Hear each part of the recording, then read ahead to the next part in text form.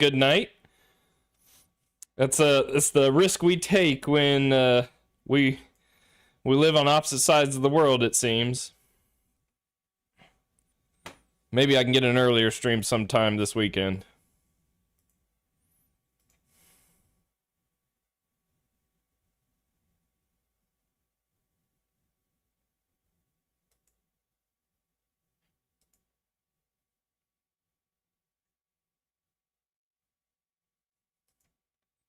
Hello, YouTube as well. I think we are live. Mostly live. Pretty sure we're live.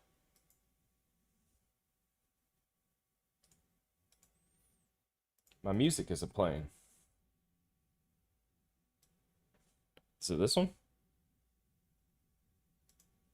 Yeah, there we go. Now we got some music. Good old Irish music.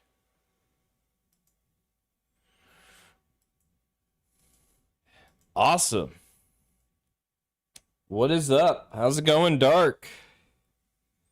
I want to do some C++. C++.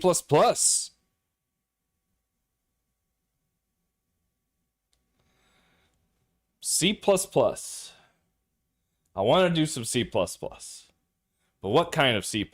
That's the question. It's the eternal struggle I have with whenever I'm starting a new project is you can do anything you want with C++. Anything. And I've done a lot with it. And so I can never decide how I want to do my C++. My cat's staring at me wondering what's going on. What are you doing, dude? You gotta chill.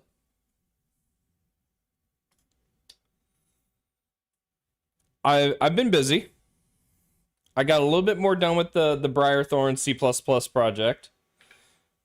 I think I showed this off yesterday prior to gaming.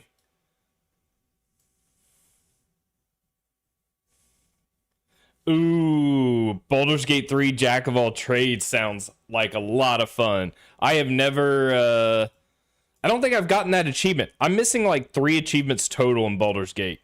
And I think Jack of all trades, it's Jack of all trades, getting like 100 coins from performances. And I don't remember what the other achievement is. I'll have to look it up. But yeah, so I made some progress getting some rendering happening with Briarthorn, and I'm able to now make changes via configuration to this application such that I could, for instance, change the color of how, let's do cyan. I don't know, is that cyan? Close enough. So I can save this, relaunch my application, and it totally didn't work. All right, well let's pretend that worked. Oh wait, I might be running the wrong version of this. Release. What did I build? Release.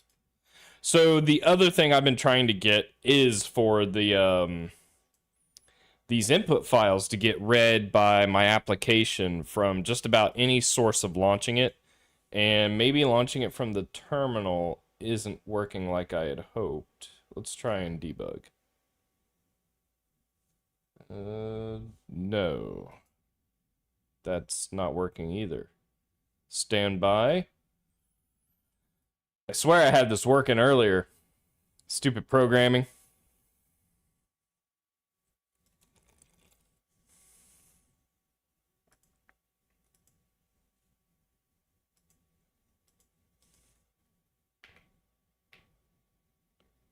Let's set this to debug. Oh, I know. Oh, wait a minute. That's what's wrong. That's what's wrong. My code only supports the hexadecimal values, and VS Code. So for those who aren't aware, VS Code does this little like color pop-up thing for you, if it recognizes that you have like color values in your files. But apparently I have it set to RGB and not hexadecimal. So let's try that.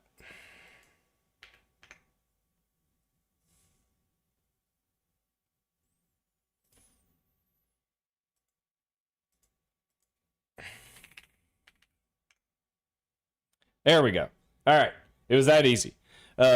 So I've been working on trying to figure out how I want to handle data configuration for my game, because eventually it'll get to a point where I don't necessarily need to script game logic. I'm okay with having that written in C++, but I want the ability to iterate my game levels relatively quickly without having to recompile every time I need to like make a change. Be able to remove the number of aircraft enemies that are going to be in a given level. The ability to easily define like UI layout and change the UI styling. Basically set myself up for success down the road when it comes time for dealing with like the look and feel of my game. And so I've been exploring things like Toml here to do that. But currently what I am finding, especially when you're writing code from scratch versus like, and it's not even writing code from scratch. It is doing a more data-oriented approach. At least I have limited experience writing code this way. But one of the things I'm running into immediately with a very simple application that I have is if I want to handle adding a new type of data that I can serialize and configure and set up, I have to make a bunch of changes. And I tried to keep this somewhat organized. So basically anywhere I'm dealing with configuration, this is probably not the best naming convention. This maybe be more like input or serialization. But in here is all the code that I'm writing to essentially be able to parse these fields. And this is going to grow, right? You can imagine as this game gets more complex, as more buttons get added to the menu, as more aircraft show up, so on and so forth, we're eventually going to run into a situation where it's going to become a pain in the ass to maintain this code base. And I'm already starting to see this. So I did not commit these changes because I wanted to show some Git diffs on like what it took for me to basically add a couple of different types and their properties to support this. And long term, what I really want is I just want to implement a new type and only see the changes for that type. I don't want to touch like 20 different files. Now, a lot of this is just because I'm going to be adding more. I added a bunch here, right? I created a player type so that I could draw essentially a triangle. I created some type definition so I could do data lookup. And then some types to actually like position and game logic types, right? So I created all that. But in here, I basically had to write some custom code to parse the database types, the game types, I haven't even gotten to the other part. So right now I'm only parsing game types and database types. But eventually I'm going to want to parse like UI and styling. Some of which I've already done. But basically, like these top level things, I am having to add new code for every time I want to add a new top level thing. And then down in here, in these config files, I'm writing additional types to handle the properties of the player, to handle the properties of the game file, which then get parsed and then loaded into my player type, so on and so forth. Now, this could be a product of the library I'm using to do this. It could be a product of Toml. I'm not 100% sure. But I'm coming from a background in polymorphic frameworks like Qt, where you can have like type erase types like objects or widgets and have a like a registered property system, so essentially like reflection.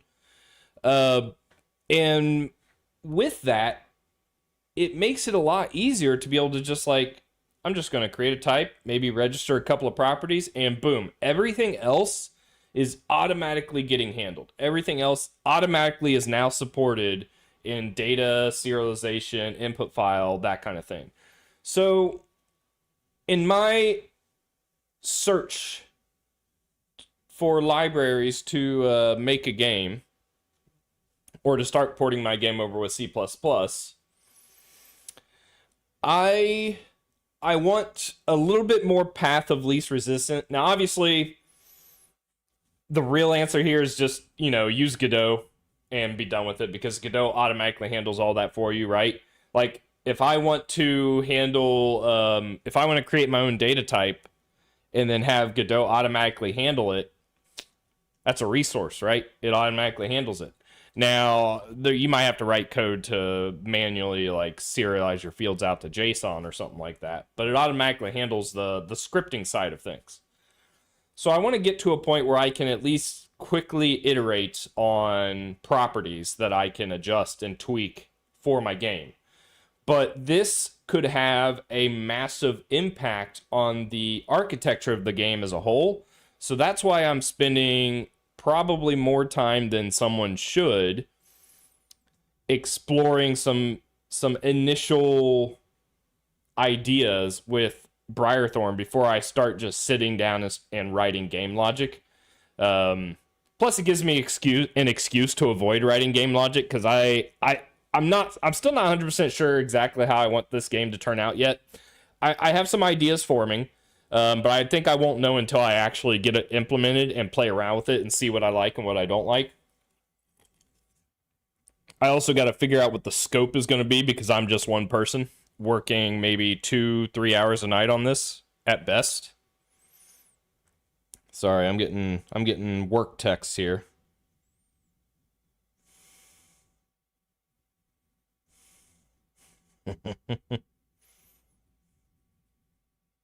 Okay. So I think that's what I want to do today. I want to explore a library called Flecs, because it turns out, now some of you may have seen me toy around with this in a couple of my earlier streams, so I'm familiar with it. It does not play nice with C++ modules, so I probably want to bring over a patch file that I implemented to fix that so it does work with C++ modules. But I was doing some of the Googles with Flecs, and it turns out, Flecs, by the way, is an entity component system library, but it's a lot more than that, I think. It kind of gives you some very core fundamental pieces for architecting your game. So that's kind of why I'm interested. And I think it has a showcase on its website here somewhere to give you an idea of what kind of games were made using Flecs. Like Tempest Rising, this is a real game. Like a legitimate game. And if for those who haven't ever played Command & Conquer Red Alert, this is like a, at least in my opinion, a very much heavily inspired, it even sounds like Red Alert. Heavily inspired game heavily inspired by Red Alert game. I've played the demo. I never really I haven't bought in the game or anything. Just because I don't really do RTSs all that much anymore, and when I do, it's usually Age of Empires. These days, it's mostly Civ, because my friends will play Civ over a more fast-paced game like Age of Empires. So that's kind of where my interests have shifted. But very heavily inspired. by Red Alert, which I grew up playing. Apparently, it uses Flecs. This game looks pretty cool as well. It looks like kind of a almost like a simulation style game, but like base building kind of thing. I don't think I've looked into any of these games per se, but regardless of the fact that it's being used in actual games, the thing I like about it, I think, was what I was talking about, which is the ability to script up components or define configuration so all of this works. Hey, Buffer. Sorry I missed your message. The first few thousand lines of code, you can do anything, vibe code, but at the 10,000 mark, you regret. Yeah, exactly. You're not wrong, Dark. So having that experience, having the knowledge where like, oh man, I have all these great ideas, I'm going to start typing, and then knowing I'm going to hate everything I've written, I am trying to set my future self up with fewer excuses to head down, make the game. We'll see. We'll see. But the thing I want to explore this evening is this Flex script. Because if this is capable of automatically serializing or like automatically handling configuration of components I define, then this would be huge. And I think it also supports hierarchy, which would be huge for laying out my UI, potentially. But I don't know how to use this thing. So I got to figure this out. I got to figure out if I have to manually register my types. Because I don't, like, it looks like FlexScript also lets you just do everything in a file, kind of like a scripting language like Lua, and I don't think that's what I want. I still want to own my data. I still want that to be C++. So I don't know how this works, so that's kind of why I want to figure this out, and I want to explore. So no real goal of making anything this evening. It's just kind of more exploration.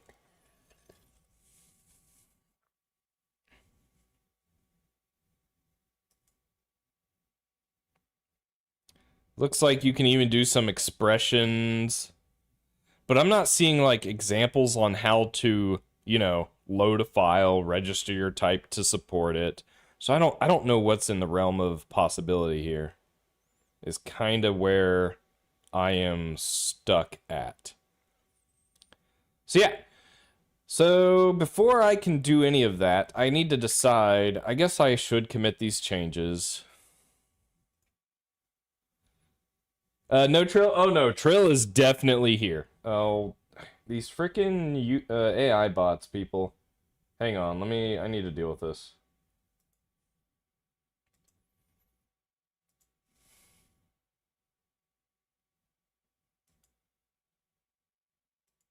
But yes, Trill is here. Trill was bugging me a second ago. Where are you, Trill? I think he had already like been sleeping all day today, so I don't know what he's about. But he was rubbing up against me, so he wants something. That is for sure. But the cool thing is, with Flex, it does come with VC package, so I can just pull it in. Do I commit these changes? I think I commit these changes. Add player implementation and configuration. But it would be so cool if I can get this set up to automatically handle input configuration without me having to write a bunch of code every time. Like, that's kind of my goal here.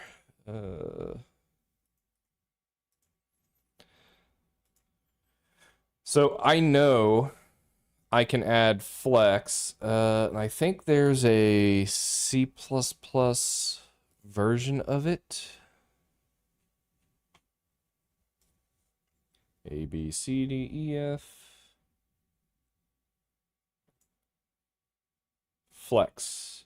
Oh, it might all be rolled in, so I just need to pull that in. But I need the patch file, so that's what I'm going to do. How's it going, Andre? Andres,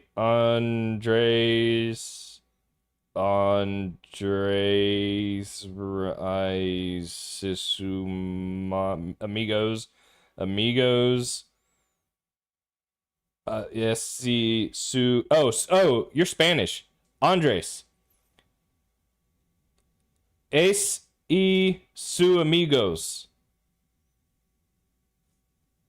Español. Yo español un poco. Muy un poco. Oh, God. Is that even the right word? It's been years. I apologize. What was I doing? I got distracted. What was I doing? Oh, yeah, I need the patch file. I need the patch file for Flecs.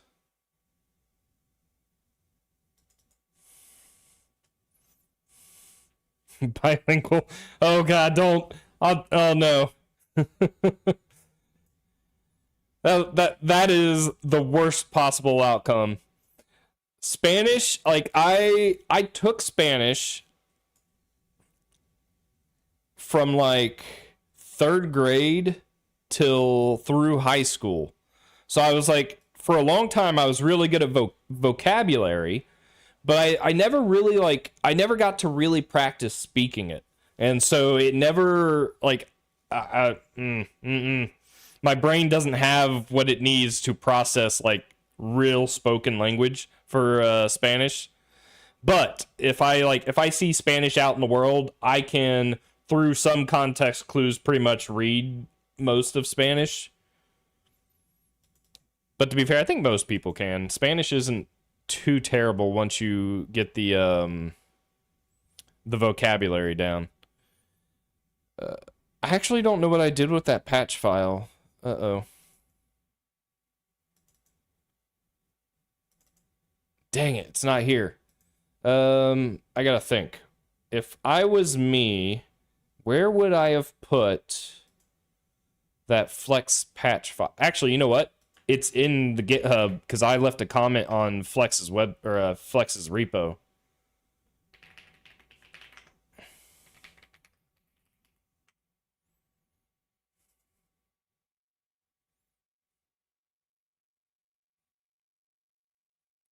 You can read as Buka.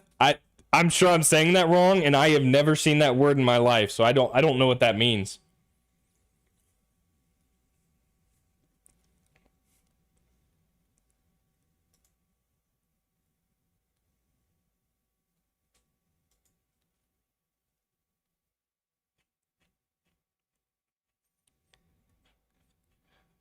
Heck yeah. See, no one's responded to my answer. I provided a solution.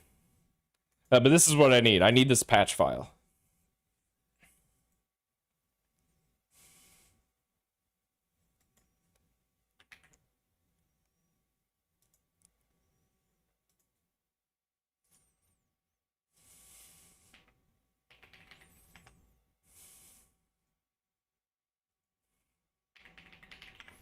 The cool thing is, if I'm able to get Flecs to work right, then maybe I will transition Awin to use Flecs correctly, because then that would save us a lot of code we would have to write, and then everyone else who watches can get the benefit of that. What do I need? Flecs.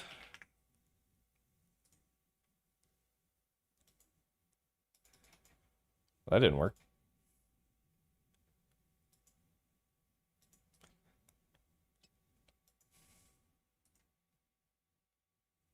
Why is that not pasting?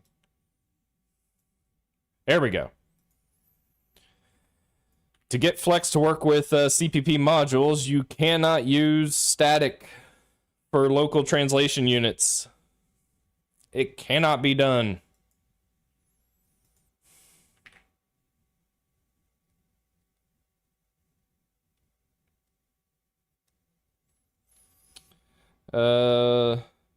Oh my God. Yeah, no, I don't know a lick of Russian. Unless, wait a minute. Wait. Du. Du hast. Du hast me. That's the only thing I know. Rammstein. What are we doing here? Flex. Exactly.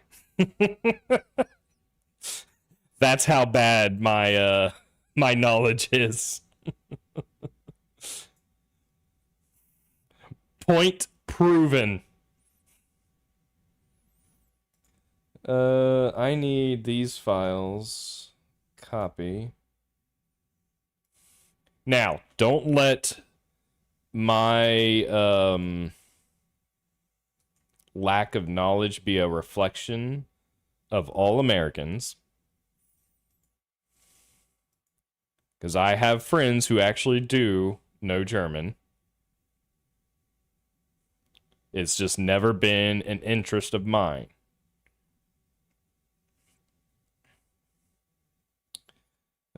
Flex. All right, I need the VC package configuration file.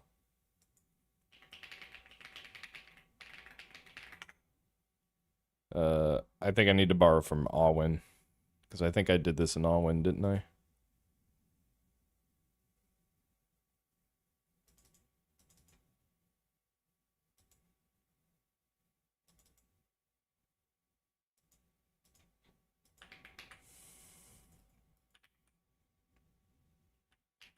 C make VC package ports. I think that's what I need.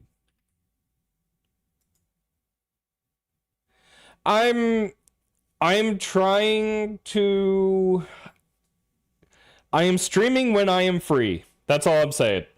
So at least the past couple of weeks I've been free in the evenings and I didn't have anything going on. I might start cutting back at some point so I can keep my own sanity. We shall see. It just depends.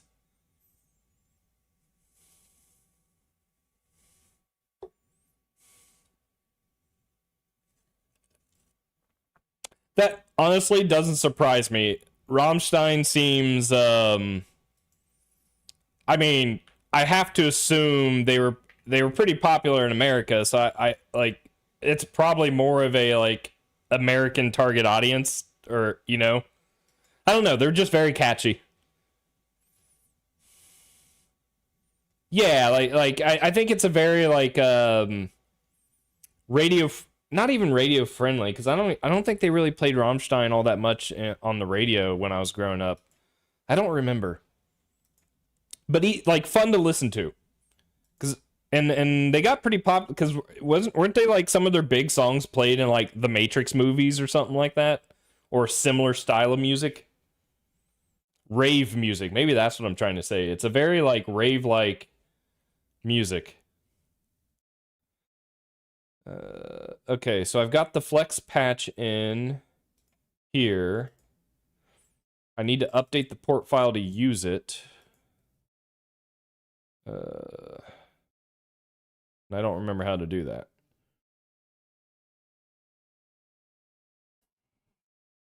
So what do? I try and find a port that does it. Right here, patches. So I'm just going to copy.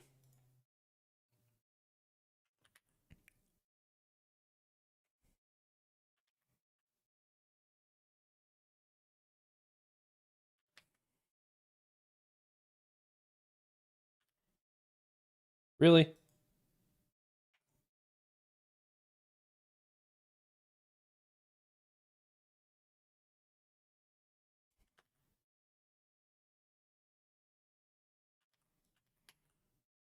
Okay, I think that's all I need to do to make this work for C++ modules.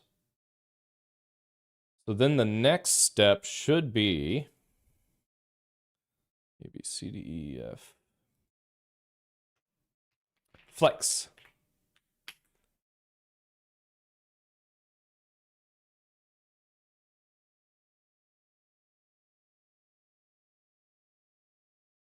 Configure.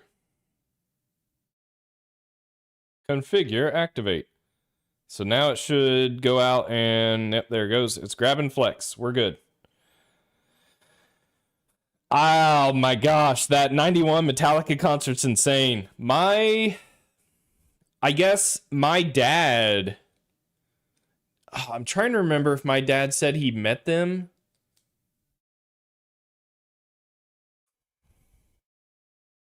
I don't remember. Oh, I'm gonna have to ask him. My dad, I mean, you know how like bands back in the day before they were big, they would always like play music at these like hole in the wall, local bars and things like that. I think I'll have to ask him because I don't remember. I could just be like misremembering someone else talking about this, but I think he said that like he got to like meet them and they like played an extra set or something like that. So it was just like an insanely long uh like hole in the wall style of concert. And this would have been before I'll have to ask him. I don't remember if this is before the Black Album or not. But he did go to the original it might have been the Black Album when they were doing this, the original like Snake Pit stage setup where I guess they would have like Lars moving around on stage or something like that back in the 90s. And I guess he went and saw that. I saw Metallica live in 2008, which I think was during their... Was that Death Magnetic? I think it was during their Death Magnetic concert. And it was freaking awesome. Oh, we're already done. We already got Flecs up and running. I think the other piece of this equation is I need to implement a custom header file to use Flecs correctly.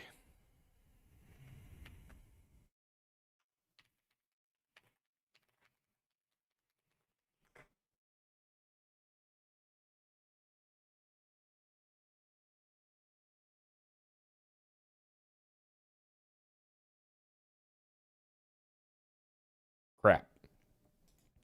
I thought I had... I must have cleaned it up.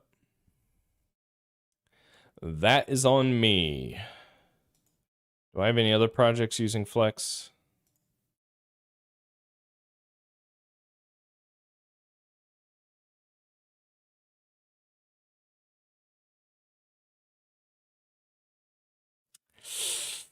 Oh, that sucks. Ooh, you know what? I wonder if I have it locally. Let me hop over to Awin here.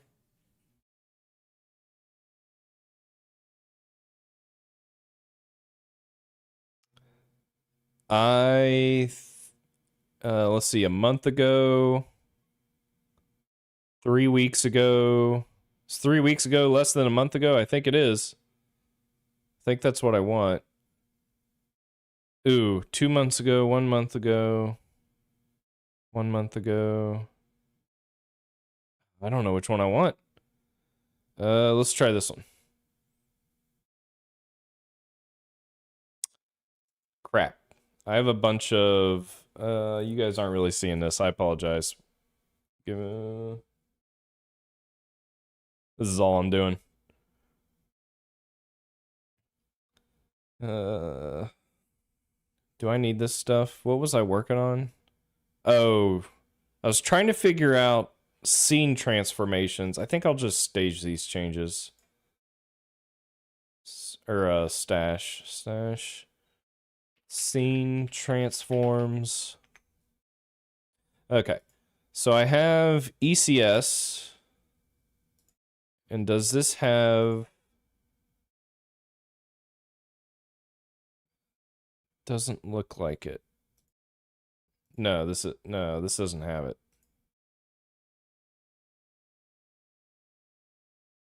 it. Flecs.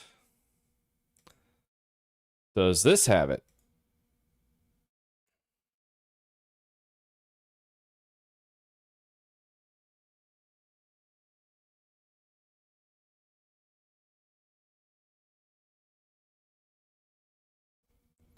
Where the hell did I do this?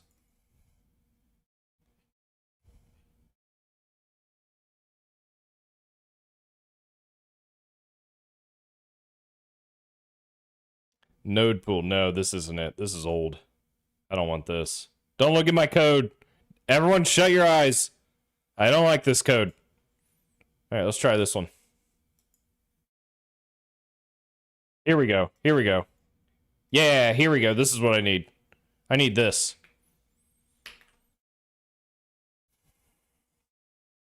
Okay, so source, Flecs.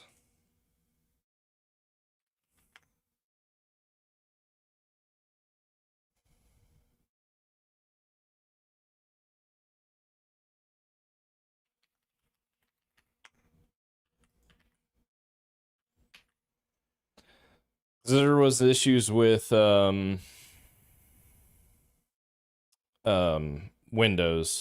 and GCC, apparently. Translation unit as a system header, which causes the compiler to suppress all warnings from headers included below. Silence all warnings. Basically, I don't want warnings from third-party libraries that I have no control of polluting my compilation output. So I always try and keep that out because I literally have no control over how someone else is writing their code. So I don't want their code causing my compiler issues. I need the output clean for my own issues. So that's why I'm doing that. So let's hop back over here. Nope, that's not it. Download Festival, Slipknot, 09. Nope.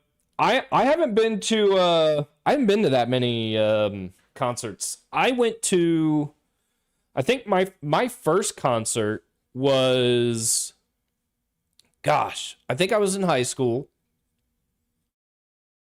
And I went and saw, who was it? It was 3 bands. It was, I think the headliner was Three Doors Down, Stained, and Breaking Benjamin. I went and saw them. And that one was cool. I didn't really, like, I went to see Three Doors Down. I didn't really know Stained or Breaking Benjamin at the time. Obviously, very popular bands. But I just didn't know them at the time.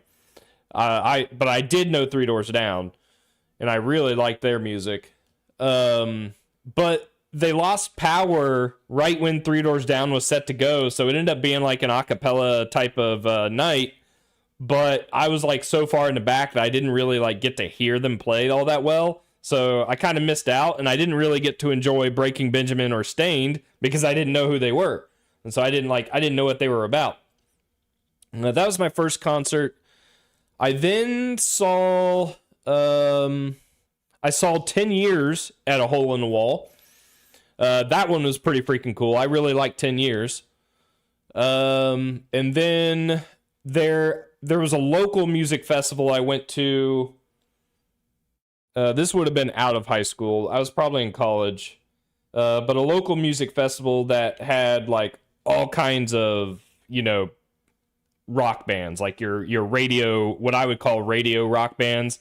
So like, oh my gosh, 10 Years, Papa Roach, I'm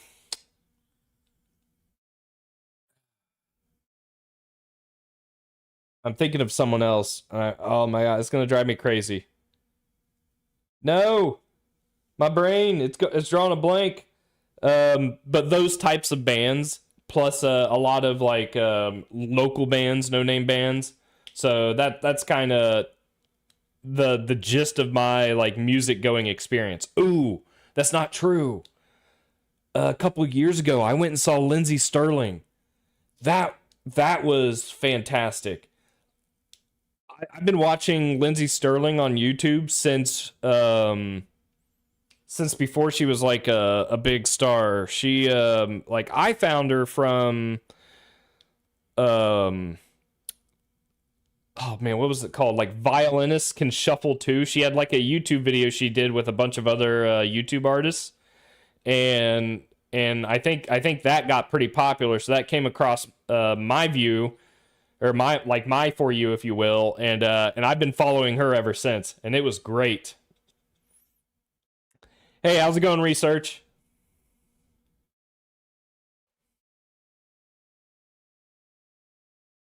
Unhandled exception.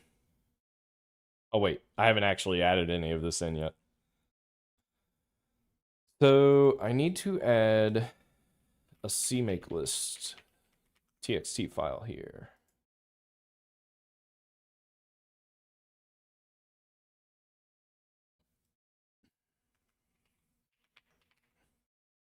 Oh, actually, no, I don't. I can just.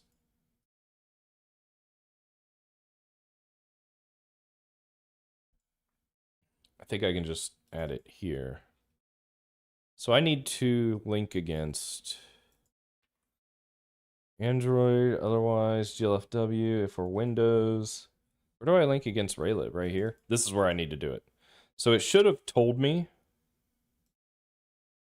but I think I got rid of it. So we need to configure again so it tells me how to do it.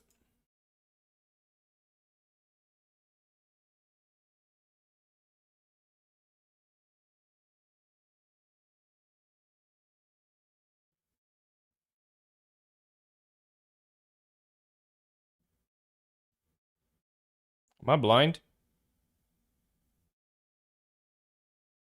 I didn't scroll up high enough. Here it is. This is what I need.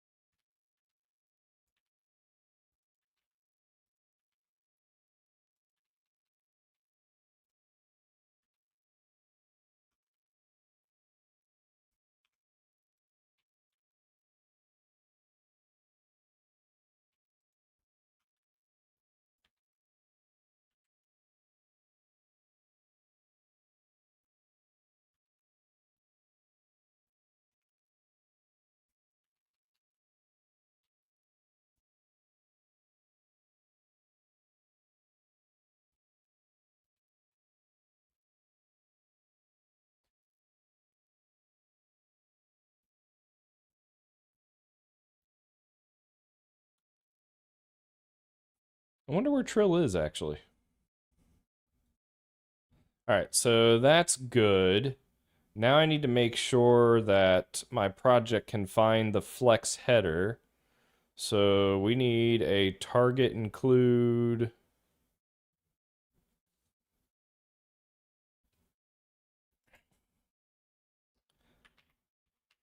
We already got it. Target include directories. Let's make that public. Current source directory, which is my source directory. So then I should be able to include flex/hpp, which means in my main, where we can test this, I should, in theory, be able to do include flex.hpp, and that will compile and it won't yell at me, right?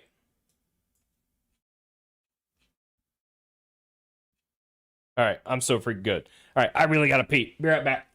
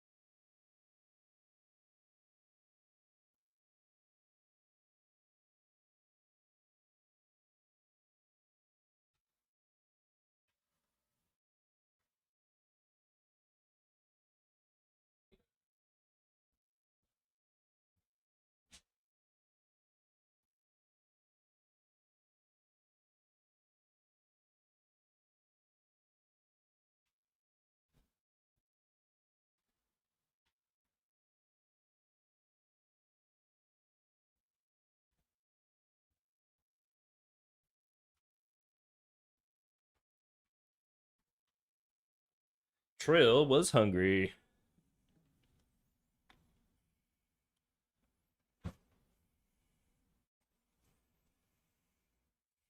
Okay, so we're on a quest. And that quest is to figure out how in the world to use Flecs to script to load, well, to create some data structs, register them, and load them or configure them via a configuration file. So what I'd like to do to kind of clean this up is let's go ahead and comment all of this out, I think. And then just include it down here.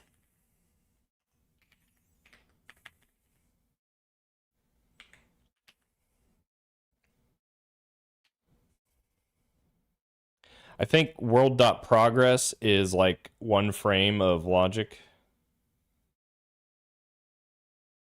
Except we don't do C out anymore, isn't that right, folks? We use modern C++. We do print. Standard print. No, that's C print. I want standard print line. Hello world, is that right? Okay. Now what is it not like? Iter is not a member of Flecs System Builder. Oh, well. Let's not use it. Does that work? Iter.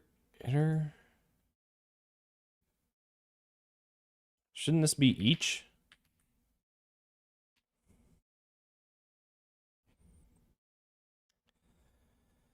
The following warning is treated as an error.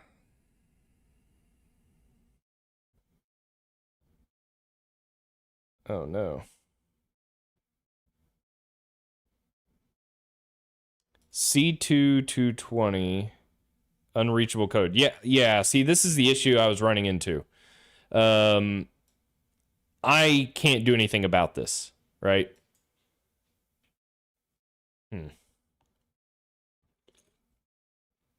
Ooh, Flecs supports enum reflection? Yes, please. So because I can't do anything about this, I need to basically tell my compiler to ignore this. But I thought I already was.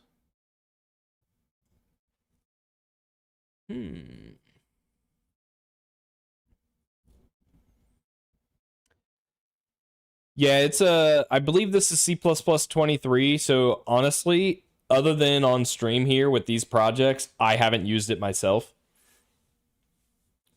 So when I say, hey, let's we know not to use cout, right? I'm really telling myself that too, to remind myself, like, hey, there's like the language is evolving and you got to keep up.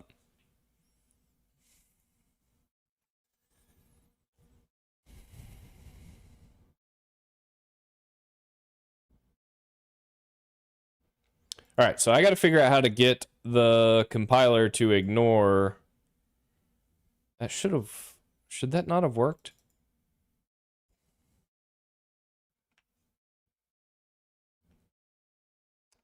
Let me see if there was something else I did to avoid this. Oh, there is. There's a bunch actually. I need all of this.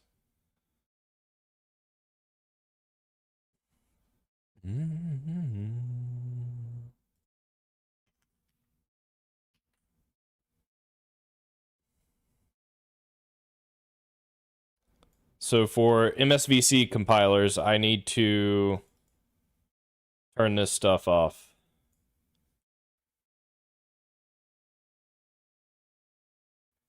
Is that right?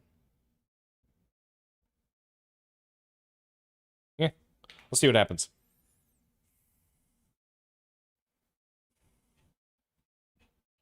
Yeah, there we go. All right, we are now compiling with Flecs. So we have ECS officially in something. All right, so how in the world do I write a Flex file, load it, and initialize my data struct. So if I have like a struct called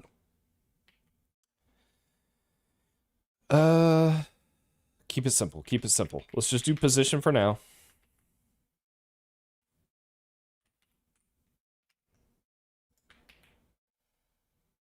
And let's also do, yeah, velocity works. That's just fine. Yeah, I mean, so to be fair, I think these days, and I don't know what the full support of modules is in the standard template library, but you should now, like, eventually, I think some of this does work today, but in theory, you should just be able to do import standard, and then you would get all of this as well. But this, as far as I know, relies on third-party libraries in their header files to, like, okay, am I including Flecs or am I including import standard? So if any third-party libraries are using the STL, then they also have to be doing that, or I haven't had much success otherwise. So that's kind of the downside. We're because C++ is such an old language, and heaven forbid we break backwards compatibility, it's going to be a transition. It's going to take a bit before before third-party libraries catch up to all of this. Okay, so compiling, I think I just need to look up how to do this.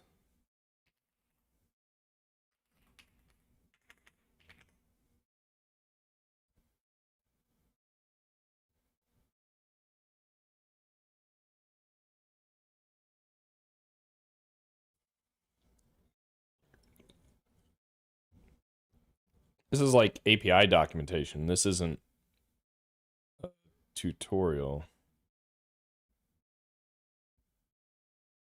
Oh, this is gonna suck if I can't use, like...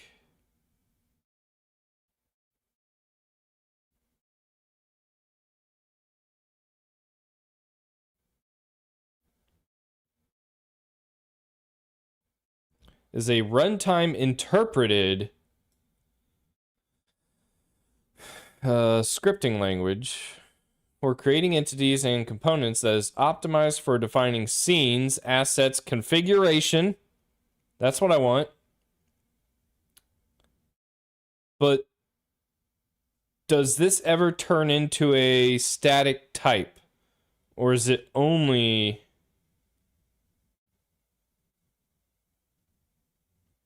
It doesn't really say how you load it.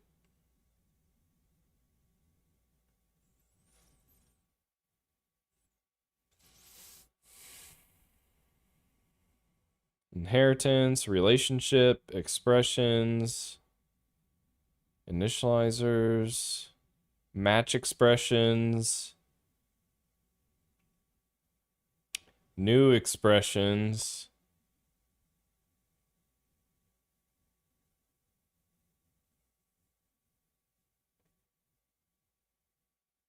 String interpolation. Unary expressions. Binary expressions. Oh, man. This is not what I was wanting. Swizzle operations.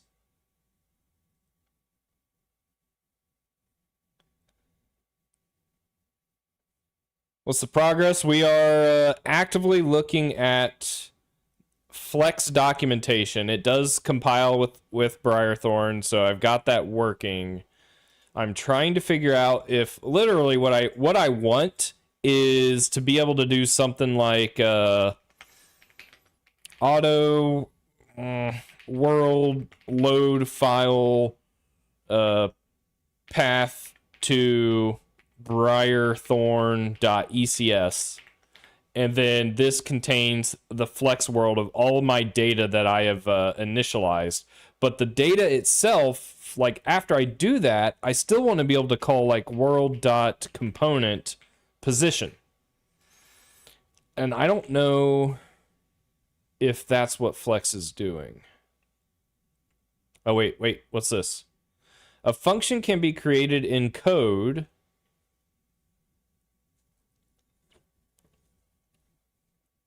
Oh, that's crazy.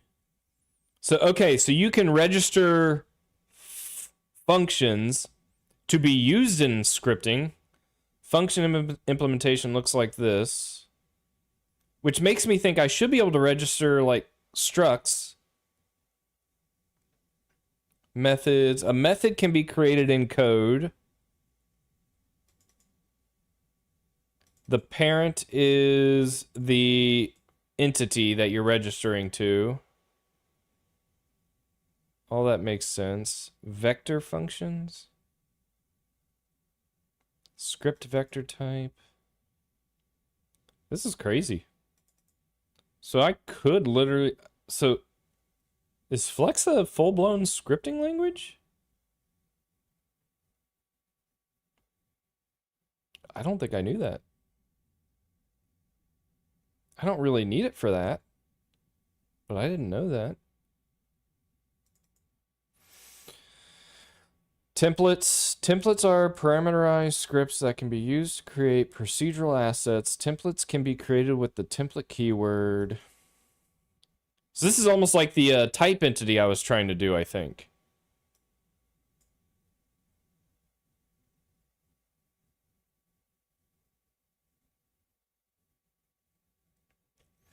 I had a thought a long time ago for like Arduino, Raspberry Pi, that kind of thing. Basically anything that had those what are they called, like GPIO ports. Because I had an Xbox growing up, and if any of you are old enough to remember the Xbox 360 and the Red Ring of Death, if that sucker ever like overheated, it caused the solder to like loosen and would eventually cause a red ring of death inside the Xbox. And so I always had this idea that I thought would be cool, where you build a case not dissimilar to like that bookshelf, but you know, smaller, more enclosed for an Xbox and other systems. Maybe have some CPU fans and LED lights, and then just hook up a like an Arduino with a temperature sensor to basically control the fans, and then light up the background of the box to show like, oh hey, temperatures are optimal, or temperatures are getting hot, you know, that kind of thing. I had the thought, I just didn't have the motivation to see it through. I don't have the original Xbox 360 anymore, but I still have my Halo Reach version. So, is it the Slim? I guess, I don't remember what it's called. But I have the Halo Reach version of it. My family went through a couple of them. Xbox Elite, 360 Elite, which was the black one, I think. Include statements, using statements. Like, all this is cool. How do I integrate? Use with statements.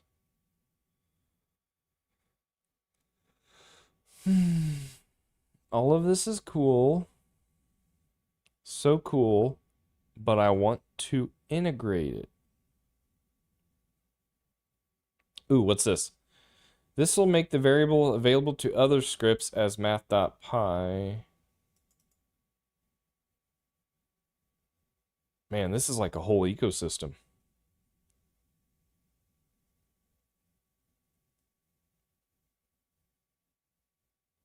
Is this it? The following example shows how exported variables can be used in combination with modules in C++. Ooh. Is this what I need?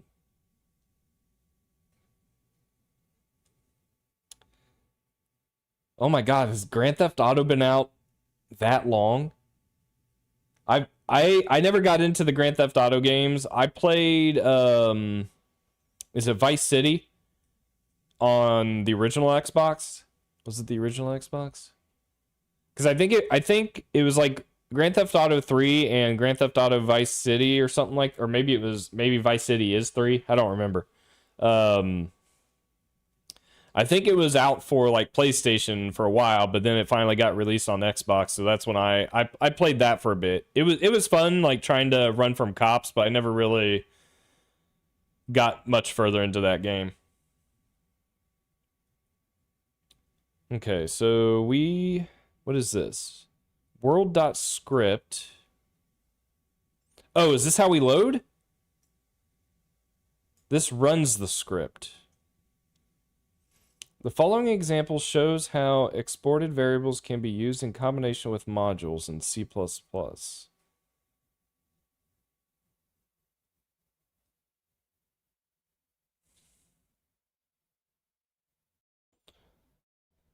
So this might be how you load.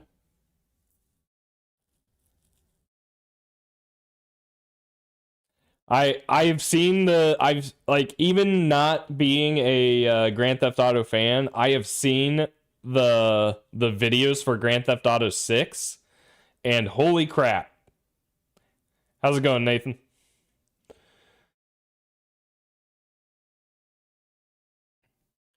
No, I really like, I think I'm really going to like this. And I'm not seeing what I need to figure this out, but I might try this piece here anyway and see if we can just figure it out ourselves. Component values. A script can use the value of a component that is looked up on a specific entity. The following example fetches the width and depth members from the level component that is fetched from the game entity.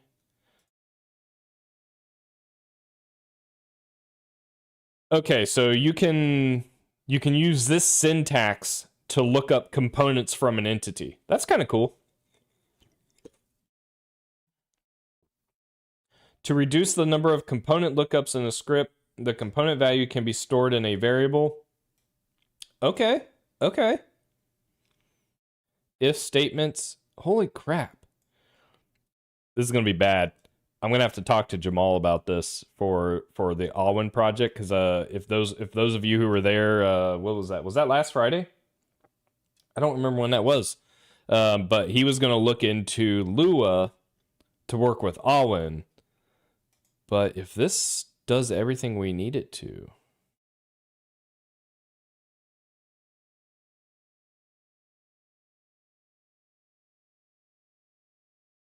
and it has some proven games behind it. Now, I don't know exactly how those games utilize Flecs. I wasn't expecting to do all of this, though. At least right now, I don't need all of this. Because I don't know what it would take to debug this, which would be, I could see that being a pain, debugging this. Because if there isn't a good debugger that goes with this could be a pain. I just really need it for configuration.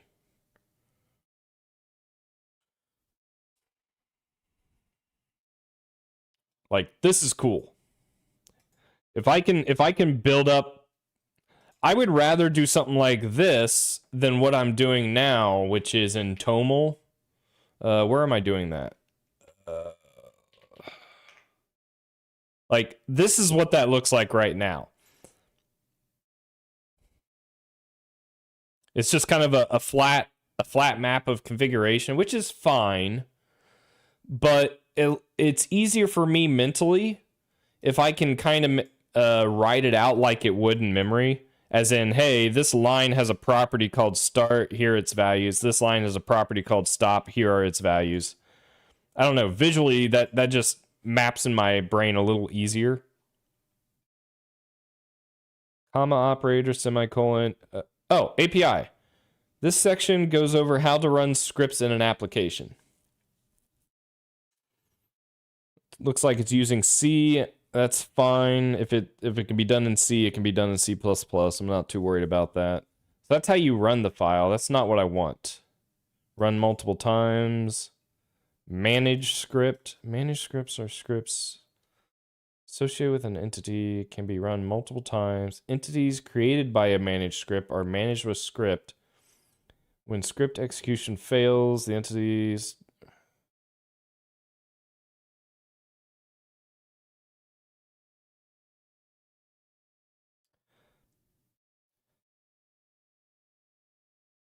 Okay, if I understand correctly,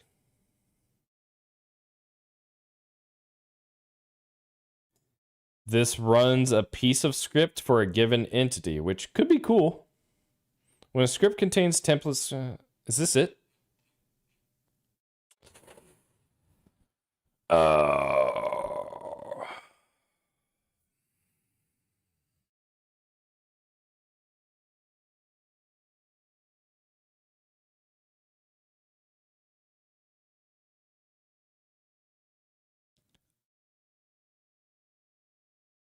My right click go to definition still doesn't exist, and I don't know why.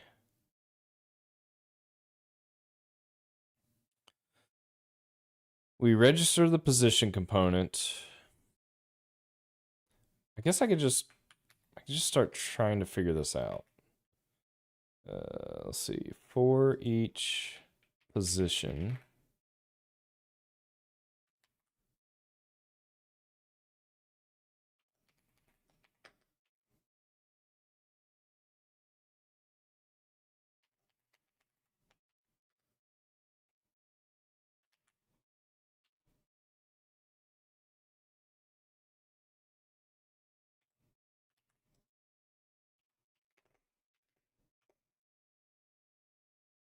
Okay, that didn't work.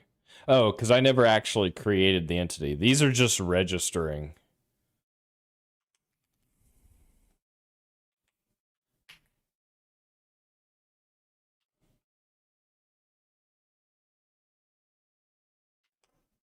There we go. Position 0, 0.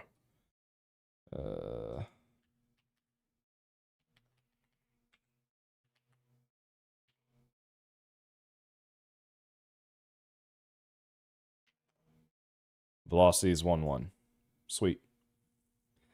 Flecs is a pretty massive entity component system library that does a lot more than just entity components.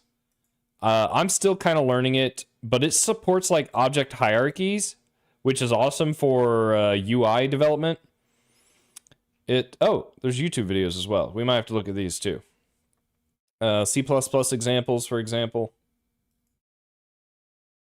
What we got? Hello World, queries, prefabs. It's being used by a couple of like real games too, which is cool. I think they show it off on their home page. How do I get to their home page? The documentation, in my opinion, is either lacking a little or I just can't find it. Tempest Rising, I think, is the biggest game that they are showing off that has used it. Some other looks like indie games. This actually looks kind of cool. Whatever this is, After Sun. Has some examples, Flex game examples, transform physics, Sokol. Looks like it has Rust bindings, Zig bindings, Lua bindings, C#. So it's like a really well developed and maintained project. It even has a website where you can toy around with a Flex script. So apparently it has its own scripting language that I am actively learning about today, right now. That lets you build up whatever you need it as entity components. And then they have some kind of tool here that visualizes elements based on these components. So clearly they had to have registered these values somewhere. And that's what I'm trying to figure out. Yeah, they have closure bindings, but I have no idea what that is. What is closure?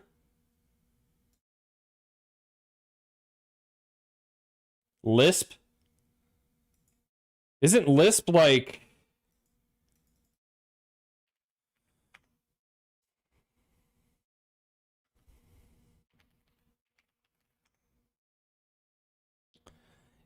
the second oldest high-level programming language and a pioneer in functional programming. I have never written Lisp. Like, I'm not 100% sure I could tell you what Lisp looks like if I was looking at it. Oh. Oh, God. Is that the syntax? Is this the syntax? Hang on. Select title, author, year from books where I'm trying to figure out how to read this. Where the year is greater than equal to 95 and the year is less than 2010. Okay, so is this the function? Lisp is used for Emacs configuration. So these are the values passed in, I guess. Title, author, year. Wait. Is that a parameter too? From books? Oh, no, this is the input. So you're grabbing these values from this input. So books is a data structure of some kind that you're iterating over. And then you are sorting? Or no, this whole thing, this is the input. No, this is the output. Oh, God. Oh, my object-oriented brain cannot handle what I'm looking at. This hurts. Do you guys actually know this? Do you guys write this?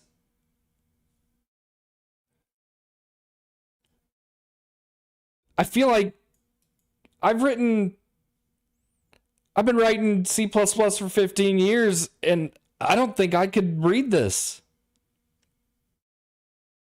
Slime, an IDE that leverages the power of Common Lisp and extensibility for Emacs. So is Lisp like specifically for Emacs?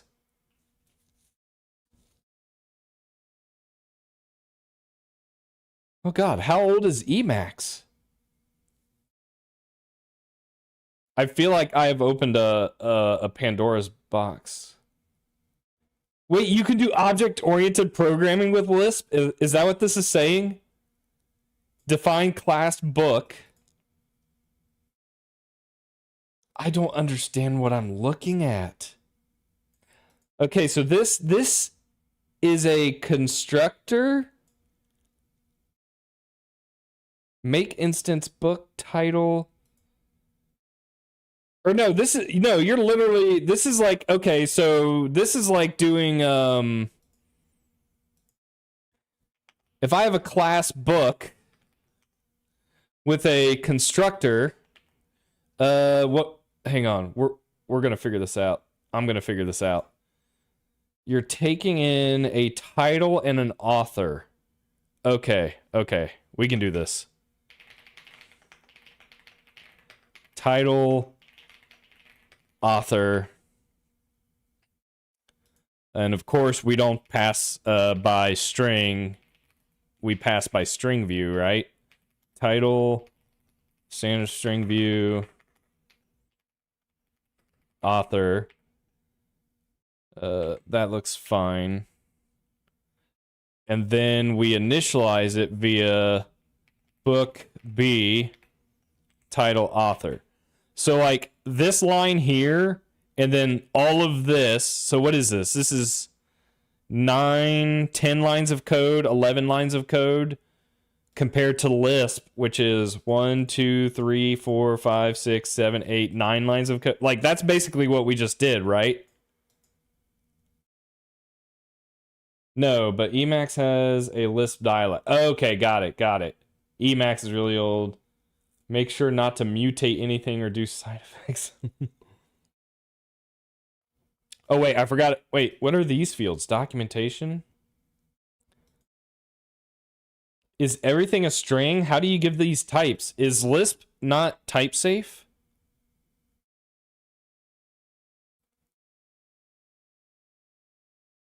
Requests per second. Go. Requests per second using Woo, an HTTP server written in pure Common Lisp. Someone wrote an HTTP server like this?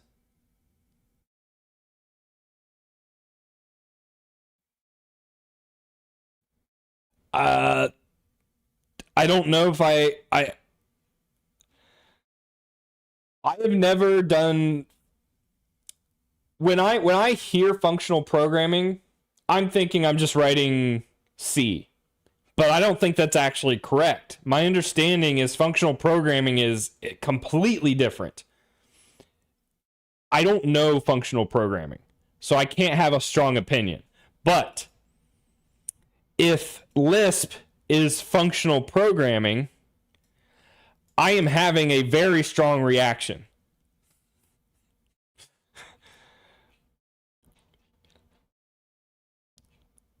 Obviously, this is a very small snippet of what I think Lisp might be.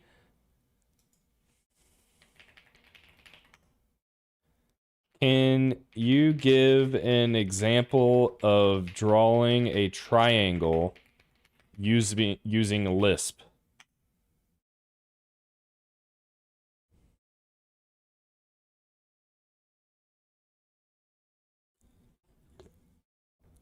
Okay, this isn't nearly as bad. This is a lot more readable. Now, this is AI generated, so you guys will have to tell me if this is wrong or not. But I think this is a lot more readable than whatever was on that website. Auto Lisps for AutoCAD. Oh, this isn't common. Wait, is there different types of Lisp?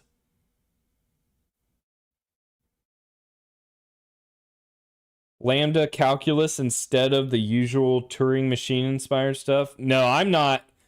This is outside of my realm of knowledge. Far and away outside my realm of knowledge. Everything I've ever done is heavily like C based. I mean, most of it's obviously C++, but like Python. What else have I done? Even the newer stuff like Zig, Rust, even really. It's all like very much like allocate memory, perform operations on the memory by passing memory into functions, getting the output, operating on the output. Yeah, imperative. Yep, that's what it is. Imperative. I am very much imperative brained. A little bit declarative brained as well. I really like declarative scripting. But like this stuff makes sense to me. This is readable for sure. The syntax is weird as hell, but that's mostly because I'm not used to it. Wow. God, I'm lost now. Anyway, so that's Flecs. Apparently Flecs supports that.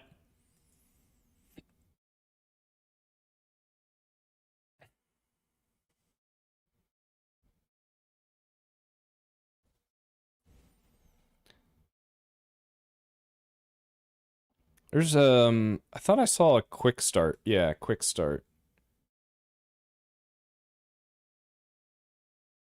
So this even has like observer events.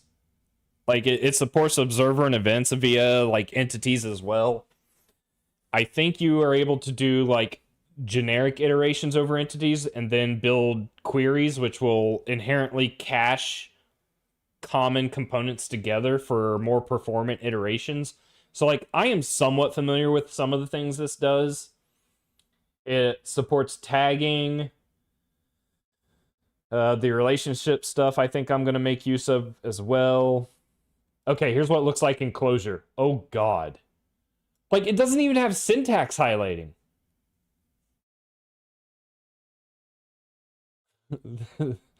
Vibe. Okay, Rust doesn't either, so I can't knock it for that. They just whatever they're using under the hood to render this, which is what, some type of markdown, I'm guessing.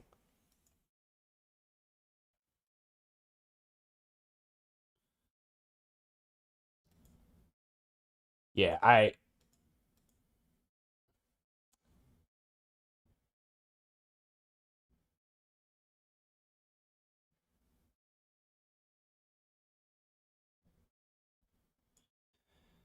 forgive my ignorance. Is Rust object oriented? It looks like it might be object oriented, but it doesn't do. Does it do implicit destruction? I'm guessing not. If this example is showing, or wait, no, this is. Does Rust do implicit destruction? This is Flecs though. This is Flex's API, so we're not really using constructors, destructors here, regardless.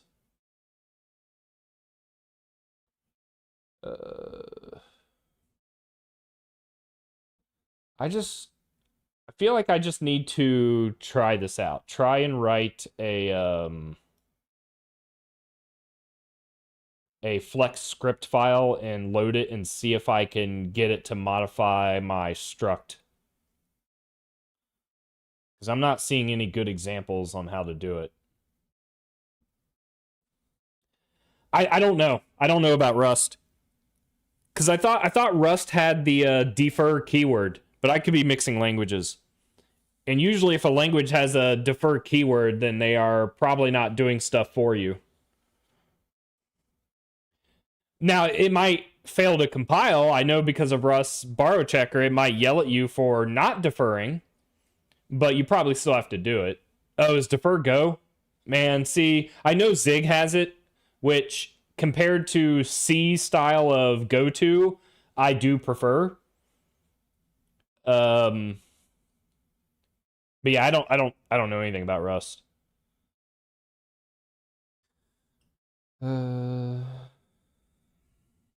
Hierarchies. I'm really excited to try out the hierarchy stuff.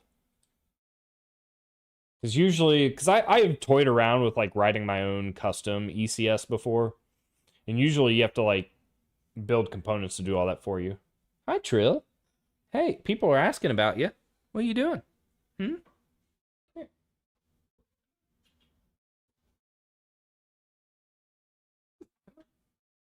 How's it going? Want to say hi? Want to say hi?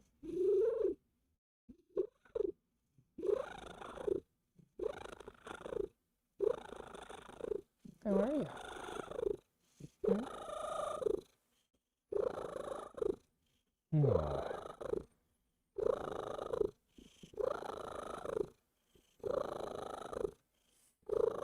What's crazy is if he could go so much louder, but I think he's just chill right now.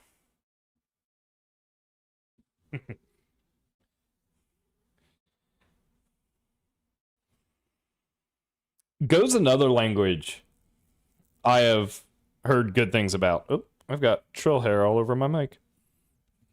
I've heard Go is fairly like simple and easy to use.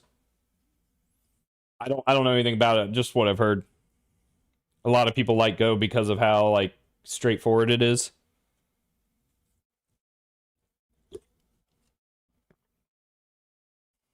Is Godot native? Like, is Godot a systems language? Does it get compiled to machine code, or is it like bytecode?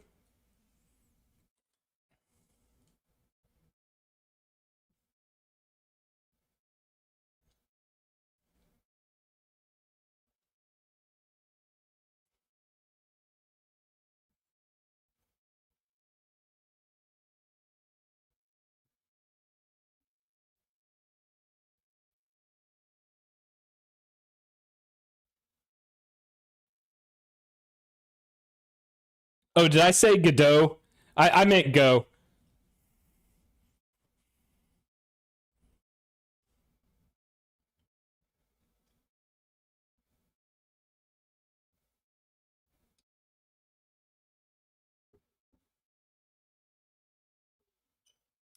Go is compiled, but it's garbage collected. Is that optional? Is it like garbage collected by default, but then you can take over, or you just don't have a choice? So that makes me think Godot is similar to C Sharp. Would you say, or is Godot more performant? Because C Sharp is bytecode, isn't it, or virtual machine? Java's a virtual machine. I don't remember if C Sharp is. I know it's like there's a translation layer under it though of some kind. Okay. I'm not seeing anything on how I want to use Flecs, so I think I'm just going to have to try and see what happens.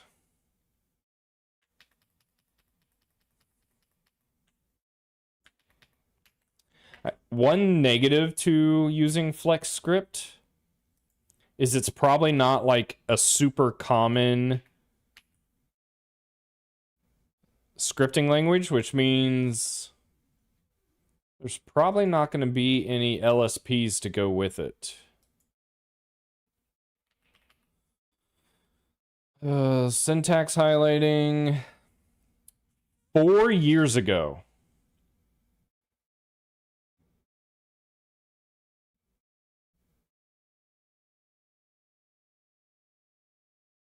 I don't like that. Updated 4 years ago, 2 stars, definitely not being maintained. Crap.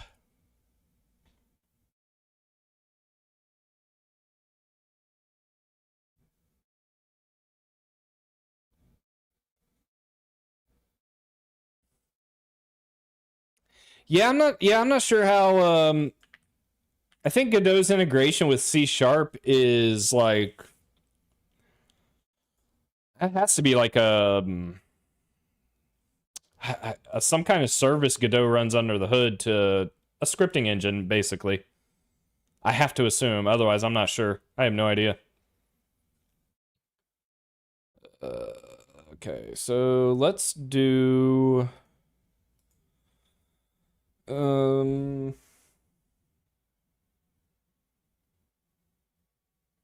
main dot. I guess let's try that. Let me just try. I think it was like what? Struct position x5 y2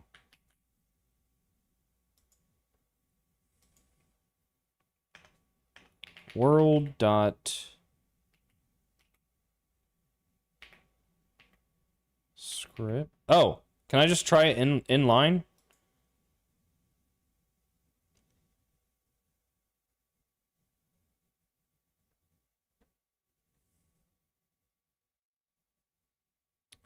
Ooh. The Redo fork of Godot? I've never even heard of that. What is that? Oh, you see that? Drama. Something tells me people aren't aligned with this. Could someone compare Redo engine LTS?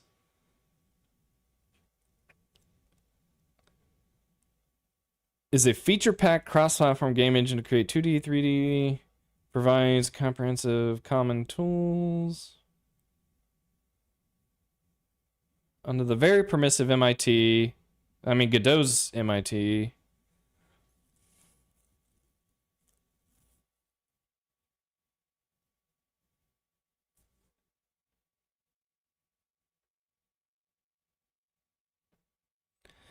Redo was forked from Godot almost 2 years ago, intended to improve upon Godot in order to fulfill its potential. Okay, so this seems to just be what? A person or group of people who maybe weren't happy with the direction of Godot, and so they decided to clone it or fork it and do their own thing.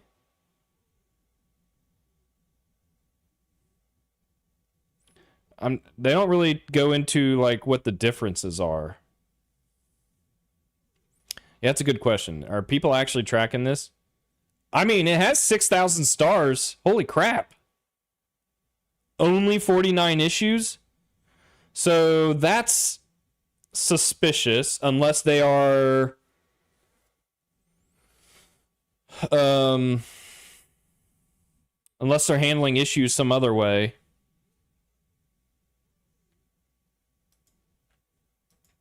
Let's see what this is about. Redo engine. Game engine, game changer. Create your 2D, 3D games. They're treating it like it's just a game engine. Here, check this out. Not, hey, Here's what we're doing different from Godot. I don't know if I like that. Godot engine's powerful features, as if it belonged to them and not Godot. Ooh, I could see how this would upset people. It would be different if it was like, hey, built off of the success of Godot, but wanting to focus on 2D RPG development, or wanting to focus their powers and efforts towards building up something specific. But this just seems to be Godot. Am I wrong? Is this not just Godot? I mean, I'm seeing some like theming and styling, which could be cool, but I'm not seeing like, oh hey, the GD scripting language isn't the way to go. Let's use the Redo. Like, it's not. I don't get it. It's touting scene system nodes, cross-platform. All of this is Godot. So what?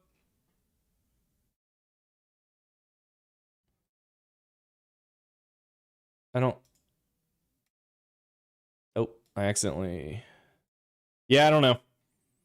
I mean, I'm not the biggest fan of Godot myself, which is why I was kind of interested to see if Redo was doing something a little different.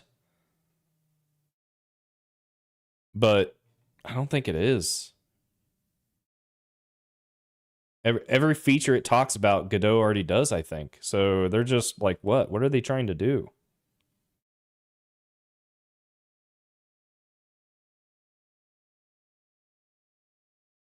This is killing me. I actually legitimately want to know what they're doing differently. They're not even like claiming better performance, modern C++. Like, I, yeah, I don't know, guys. Huh.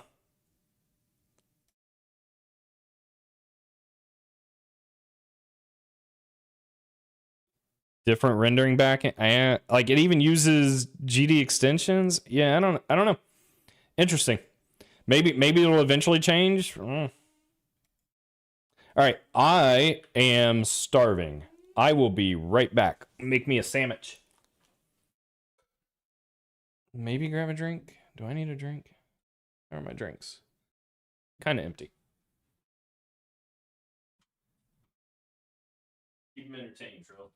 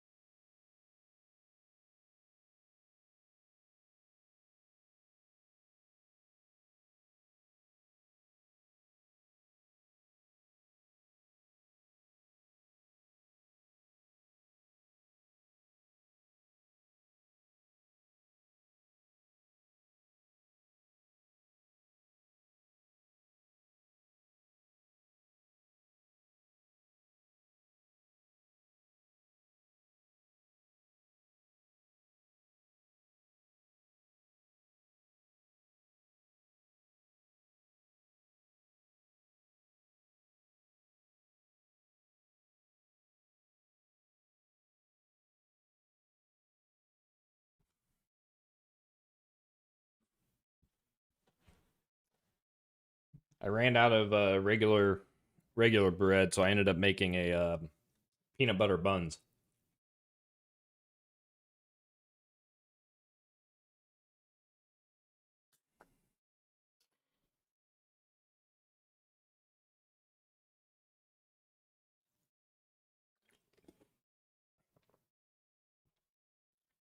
Oh, it's politics based?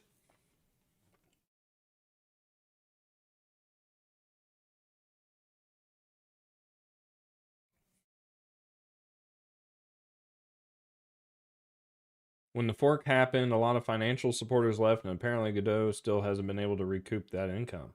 Really? Interesting.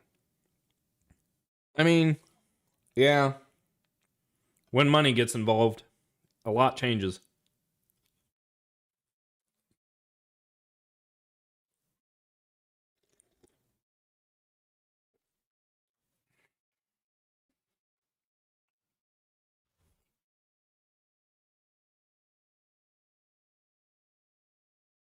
Hey, Jan, how's it going? I did get a monster, but it's empty, and I'm out of monster. So now I'm just drinking a boring old Mountain Dew.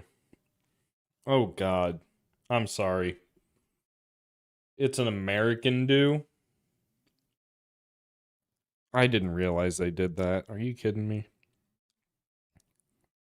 I think it's to celebrate the 250th year of America.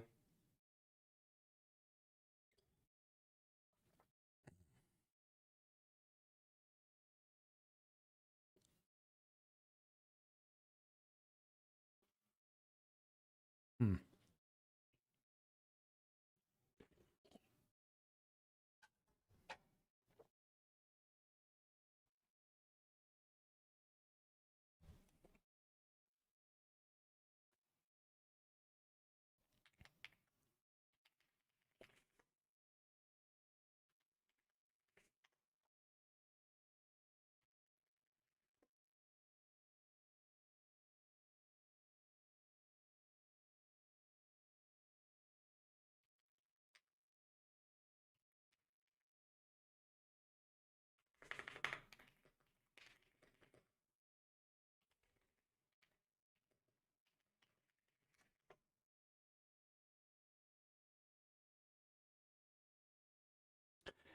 Dude, it is expensive here as well. It is insane. I'm trying to remember. I think around COVID, a 12 pack of soda was like $5 or $6 here in America. Now it's like 11 or $12, so it's like almost double the cost, I think. And so when I do get some, I try and get like in bulk, so it is as cheap as possible. Because holy crap.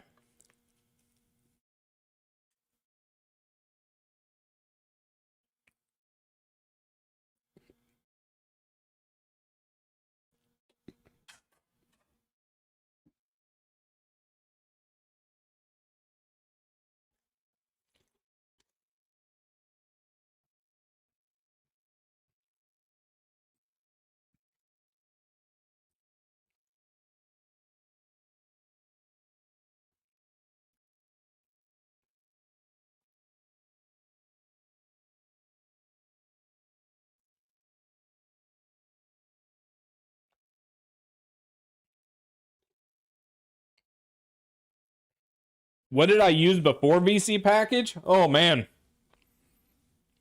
I'll tell you what I used. I used bare hands, tears, some blood, and a lot of crying. So I started using VC package. I don't know when it was released.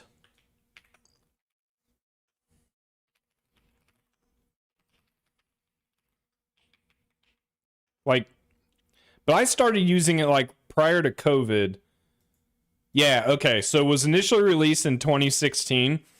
I I had been aware of it since then, but I didn't officially start using it for any real projects professionally until like 2019. And so up till that point, what I would do, and I worked on a visualization and simulation framework, which was very, very similar to like a game engine. So graphics, input handling, timing controls, not really physics. I was integrating physics, but I wasn't like implementing physics. But like all those different types of components you'd find in a game engine, serialization, like loading files, networking, all of that. And we had to support multiple platforms. It wasn't just Windows. So what I did, because I was the intern / junior. So what I did is I had to go out to GitHub, which I think existed. I also did SourceForge and sometimes other websites, just random websites. And I would have to download the source code, get it all compiled. So we're talking like even like the common libraries, right? libpng, zlib, curl. What are some other common ones? Like core libraries, JPEG. And then more complicated libraries that used all those libraries. I had to get them compiled manually on Windows and Linux, 64-bit and 32-bit, because 32-bit hadn't been like deprecated yet. Yeah, I don't think it had. Windows, Linux, 32, 64.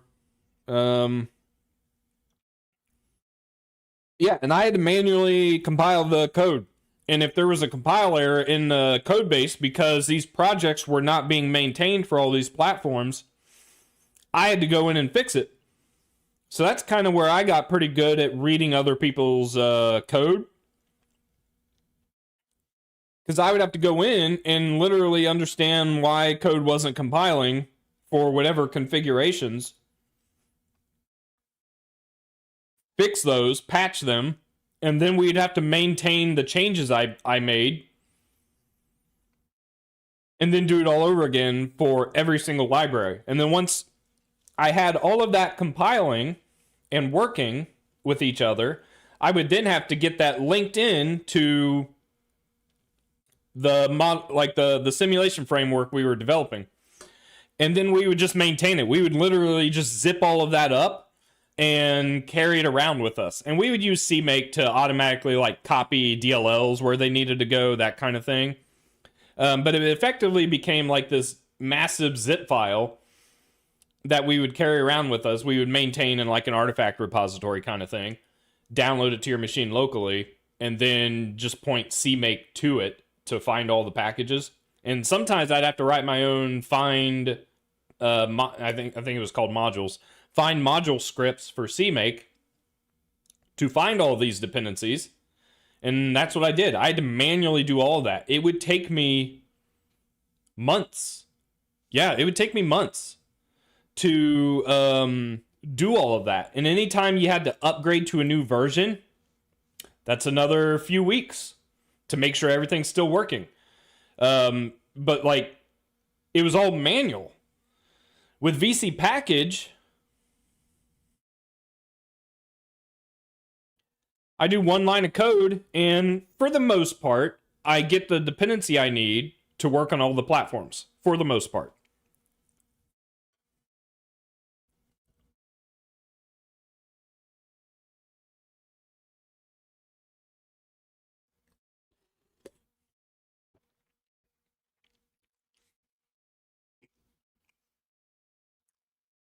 So now these days, as you've probably seen in YouTube at this point, I kind of swear by VC Package. Because it was a game changer for me. It made my life so much easier. Now, there's still some know-how if you want to do anything beyond just specifying a dependency, because dependencies could have different feature flags. So there's some know-how on how to like turn feature flags off or on. There's some know-how on understanding the fact that like this GLFW windowing dependency, You don't use it for Emscripten or Android, so you got to know to turn that off. Things like that. Or if I need to patch a dependency, even today I'm modifying other people's third-party code. If I need to patch a dependency, then I have to know how VC package works in order to do that. And so I've spent the past 7 years using VC package, so I've gotten comfortable like copying, pasting, modifying, creating my own port files in order to get my changes into the code base automatically, so I don't have to like maintain this in separate repos or anything like that.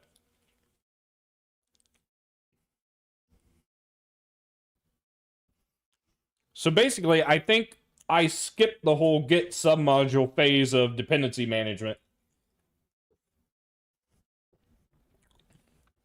because the project I was on started before Git was really like widespread and well known or well used.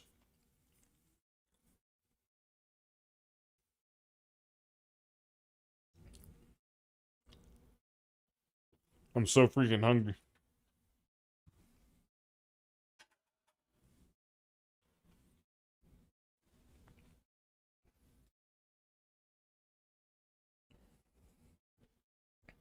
Okay, according to Google AI, this should be possible. Looks like I might have to register, which is fine.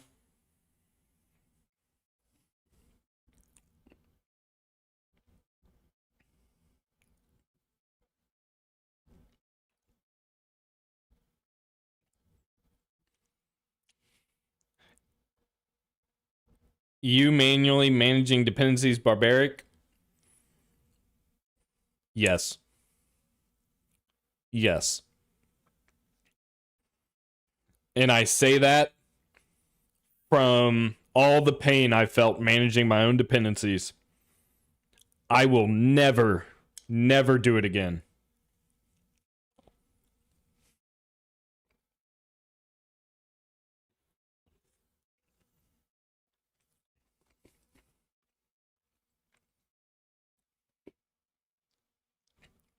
That's fair. Like I said, there's still a little bit of know-how to get VC package working the way you need it to. Conan exists as well. I've never used Conan, but Conan exists. But I think Conan depends on Python, which annoys me. At least with VC package, the only dependency is CMake, which I'm already using for cross-platform development anyway.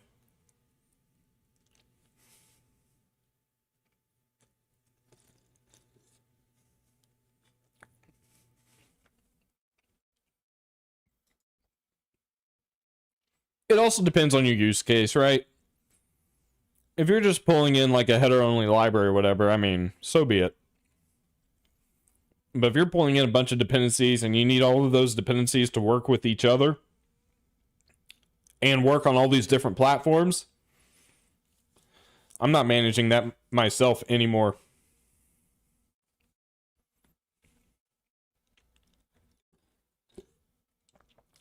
Yeah, I assume like any newer languages that are coming out, they have probably learned a lot of lessons from C and C++, that they probably have better ways of dealing with dependencies these days. But for C++, it does not get much better than VC package, especially compared to how it used to be. And what's really cool, I think I talked about this a few weeks ago.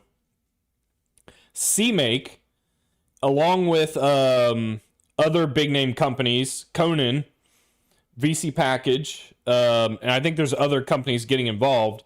They are building a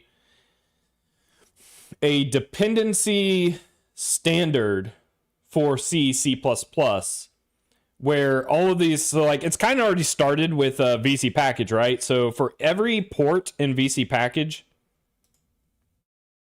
this is a list, essentially a list of every dependency you could use with VC package to pull into your project right here. So all of these dependencies, if you click into one, oh, hey, PyBind. It has a port file, and this port file defines things about the package, what its license is, where it can be found, what version it's on, you know, what other dependencies it might have. I believe they are coming up with a standard that all of these package managers are going to adhere to, that any library you are building should adhere to. Because if you do adhere to it, then you guarantee these package managers working with your library. So I'm kind of looking forward to that.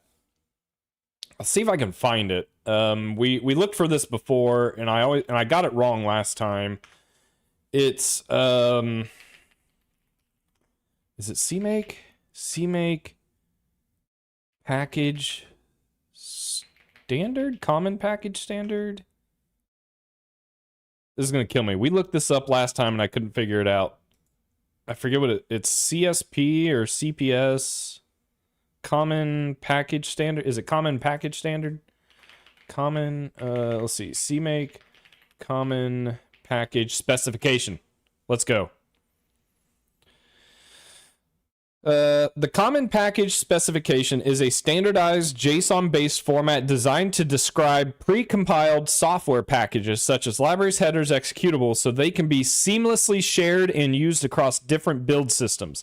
Driven heavily by Kitware, creator of CMake, CPS serves as a modern language-agnostic replacement for fragmented, tool-specific configuration formats like legacy package config files and proprietary config.cmake scripts.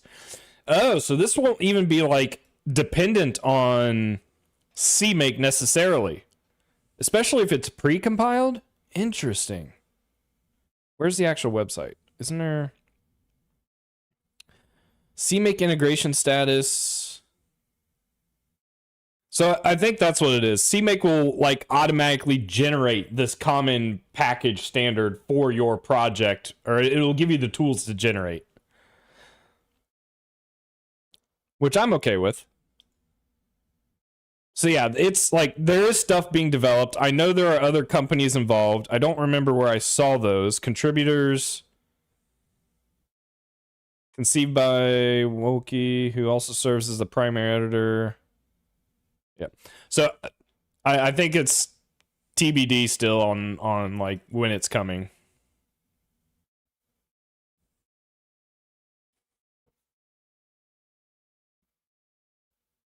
Hey, if submodules works for you, then submodules works for you. I wouldn't stress too much about it.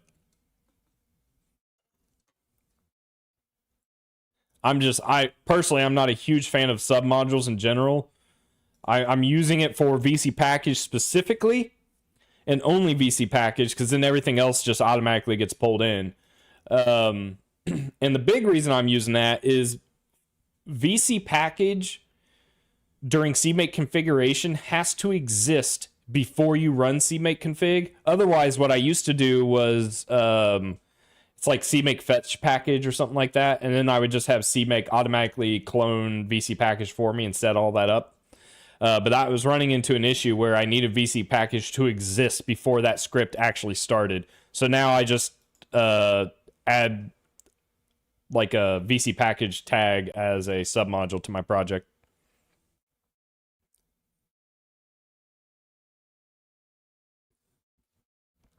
All right, so I think maybe this is what we need to do.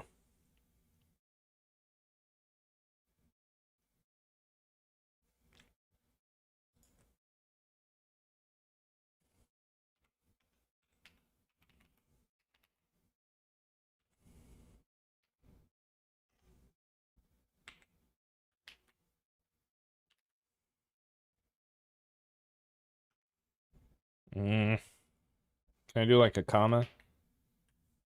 Dang it.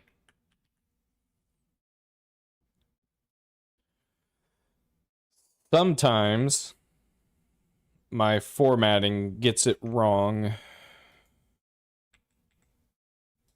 Maybe I do something like this. No, that won't work.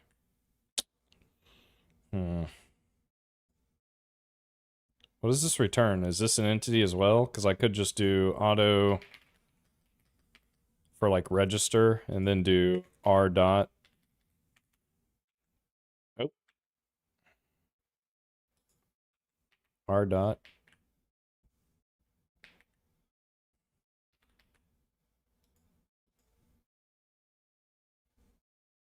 Whatever. I just want to learn. Figure out if this works.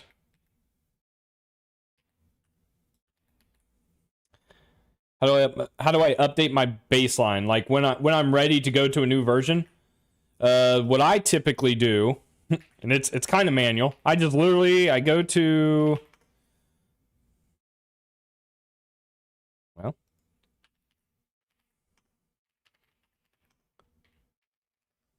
and I can do this locally as well. You just pull up Git and look at the history.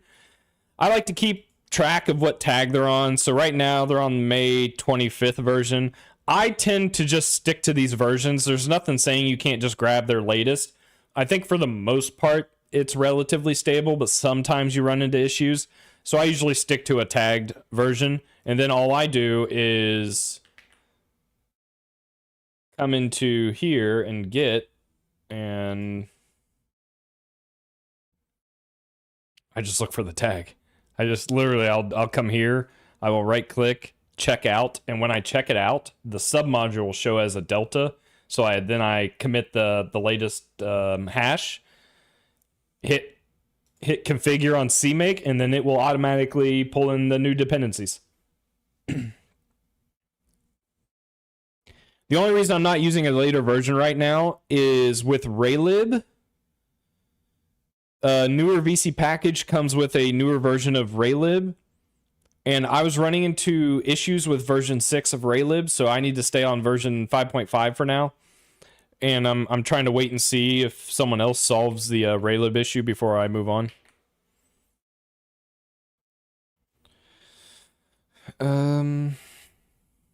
Okay, so this registers the components. So now I should be able to write a script file.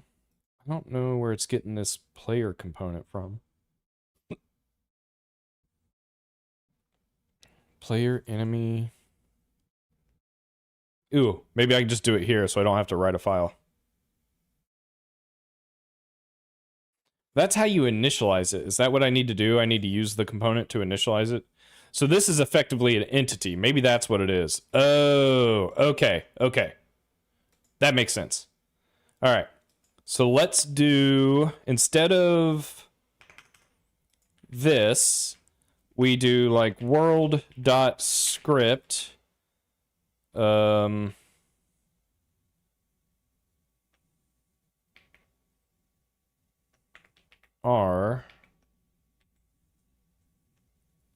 All right. The LLM autocomplete's going crazy. Isn't this literally Lua? All right, actually, let's just try this, I guess. Except, no, stop it. We'll do like 5 and 5. Because if that works, then iterating over a position component should create something. Now, this might not work if I don't create an entity. So I'm expecting, actually, yeah, I'm expecting this to not work.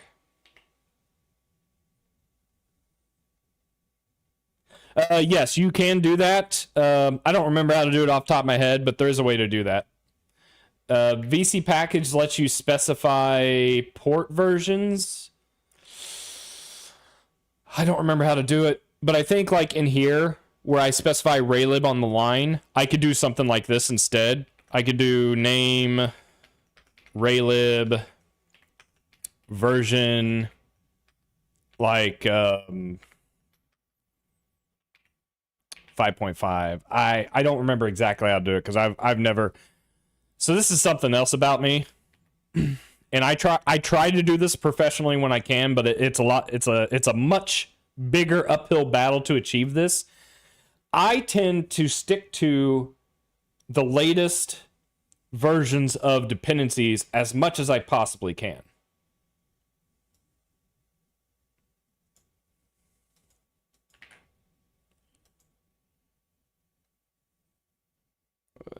Okay, so that compiled.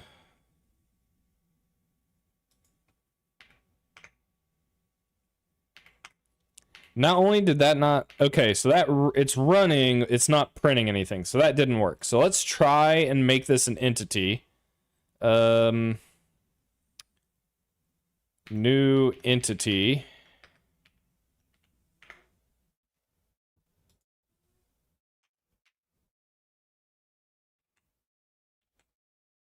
Is that how it was doing it? Yeah.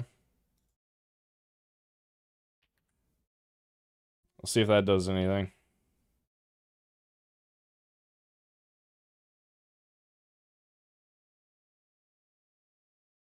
You wish you could use cargo from Rust? Dude. I got something to show you. We can't use it yet.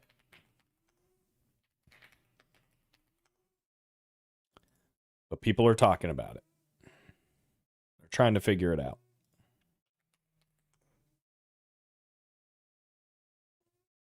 Now, why do I happen to know all these things about issues in open source projects? Because I like to keep up to date. Some people like to read fantasy novels. Some people like to watch Netflix. Some people like to watch the latest episode of Game of Thrones on Amazon Prime or HBO, right? What do?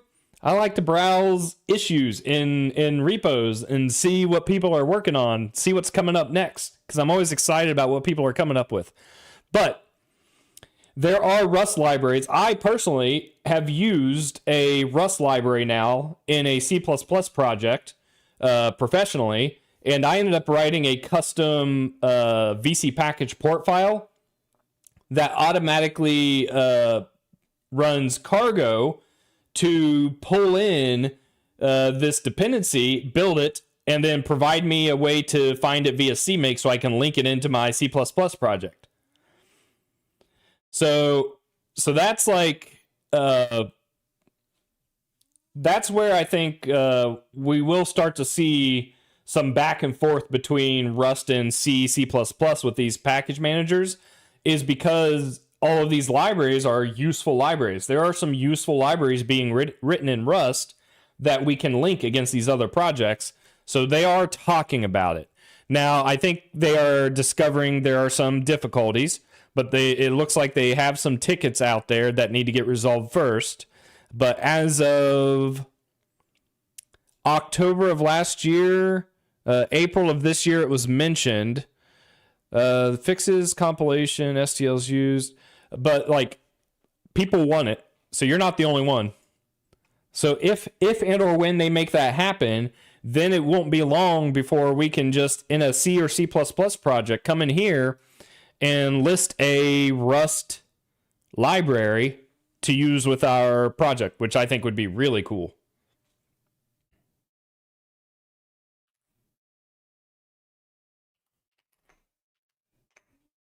All right, that's not working either.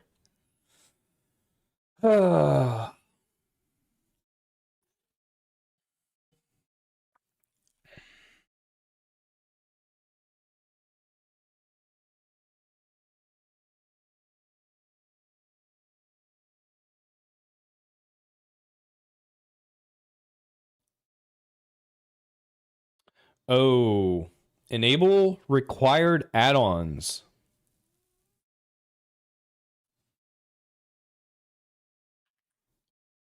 So this could be a gotcha. Sometimes with third-party libraries, if there's additional features you need to turn on, whoever integrated that library with VC package might not have been aware of that. So we have to look at the port file, which honestly I can just look at the one I copied over.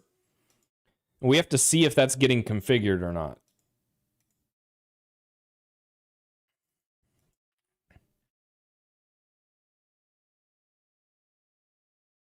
I'm not, and I don't know if it's like on by default. So it's setting static shared, but it's not setting anything. Enable required.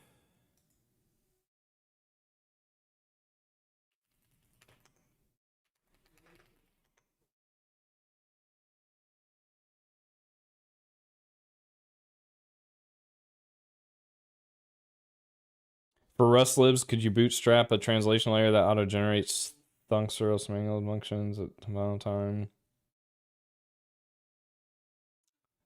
I mean, as long as like, because Rust generates C style ABIs, right? I assume. Oh, do you have to do extern C in Rust? That makes sense. I guess you would, wouldn't you? Yeah, I don't know.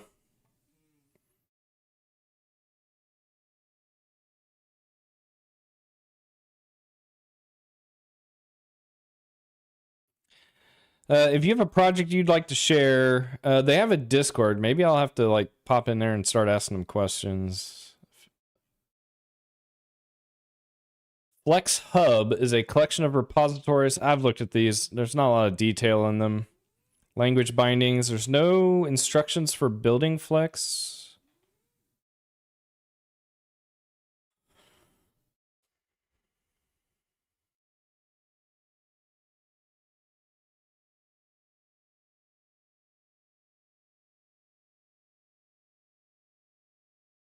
Statistics add-on for profiling. That's kind of cool. How do you build it?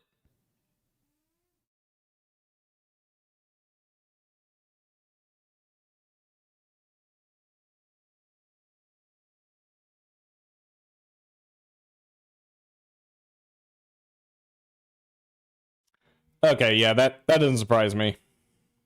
That makes sense that you would need extern C. Okay. Usually,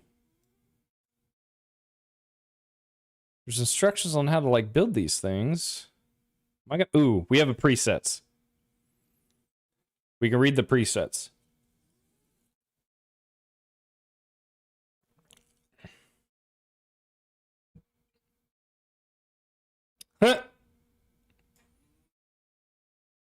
That's funny. Is this just for Android? Really?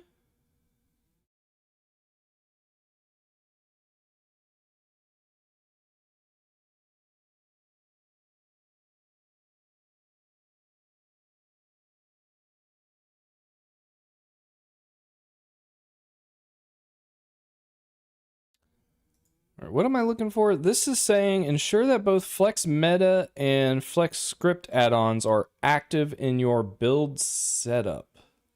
I have to assume they are if this is compiling, right?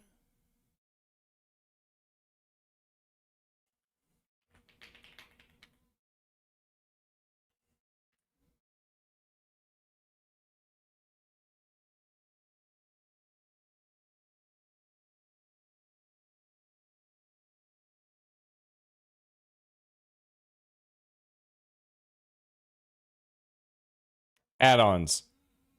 Alerts app deprecated, Flex CPP, HTTP, JSON, Meta, Script.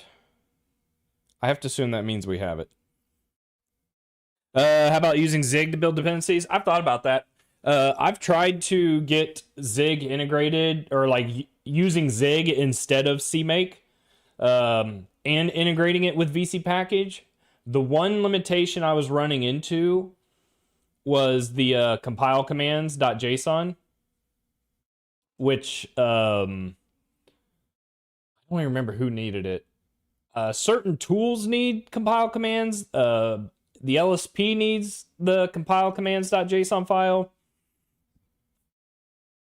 And because Zig wasn't producing it for us, or for me, it was causing issues. I don't remember what it was, because I tried this. I don't know what version Zig's on right now, but I tried this with Zig 12, I think. I think it was Zig.12, something like that. However long ago that was. Yeah, ClangD needs it. So it wasn't really like playing nice with what I was trying to do with it. But the thing I do like is Zig. All I have to do with Zig is install the extension, I think, or just create a .zig file, and then it automatically downloads the compiler for you on any platform, and then it will build it for any platform. I'm like, oh, this is awesome. This is how all languages should be. So maybe that'll be something I play with, or try playing with again, because I think there is an open source project that will generate the compile commands for you now, that I'm not 100% sure existed at the time.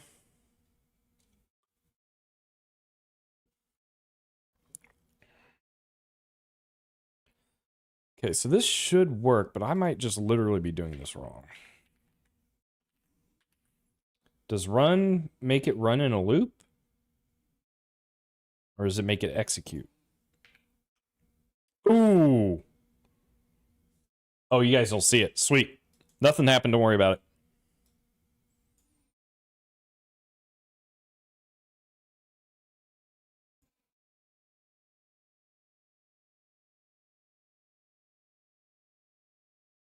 Thunk.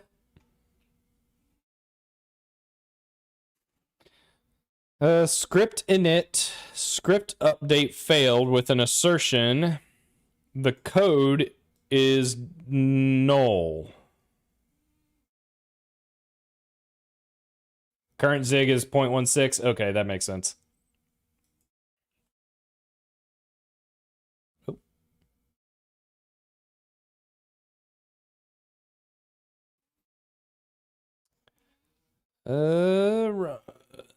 New entity position. I just want this to work. What a weird way to format the code, Clang format.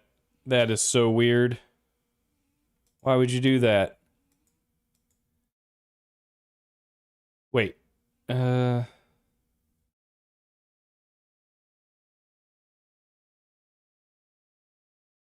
I can put this in debug. I am in debug. Maybe I can just figure out what's going on.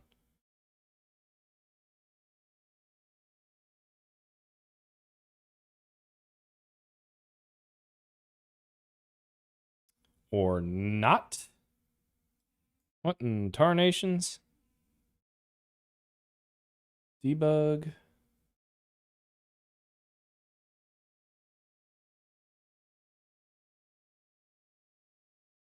Try this again.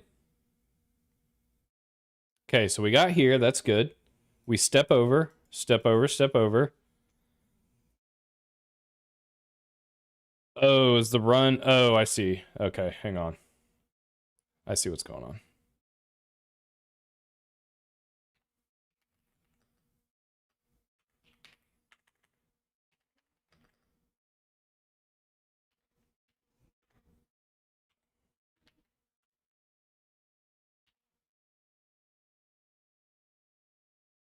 I am trying so hard to tell Flecs the code isn't null. It's a builder. This is... Oh, is it not return a reference? Okay.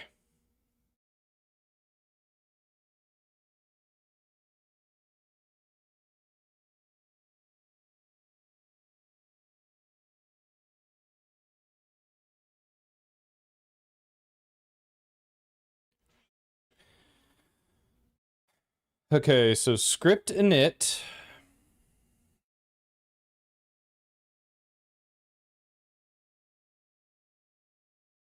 We pass in the world and a description.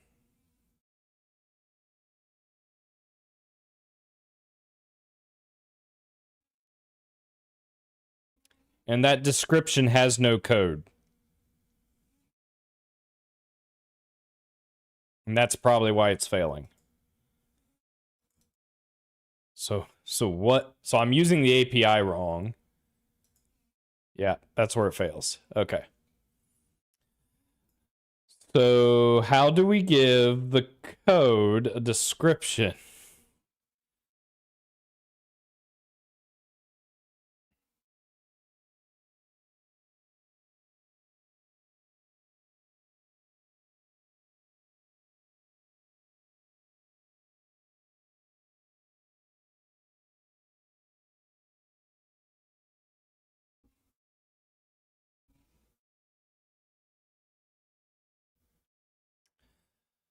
You know what? I bet this is supposed to be a name. Because I think script might be an entity. Let me, I'm going to put a breakpoint in here. I bet this is wrong.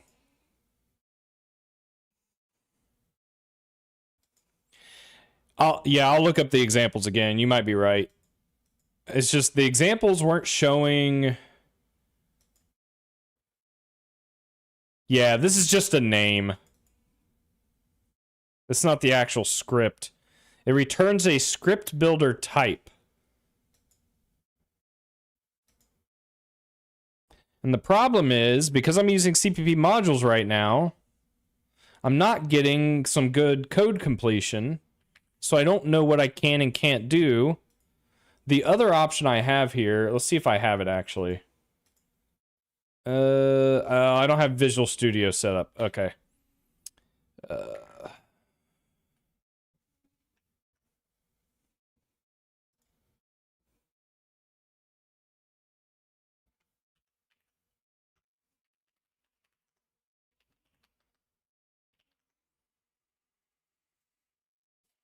There's also a quick start. Maybe it's on their website. The examples are written in C, and like the ones that I've seen, ooh, script. Okay, these are actual script examples.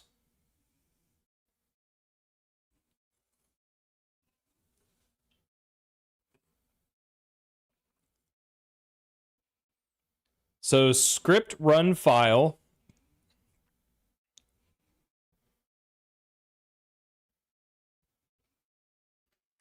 It is possible to set component values in a Flecs script file as long as the component is described with reflection data. Since we don't have a component yet, we'll first have to create one. Ooh.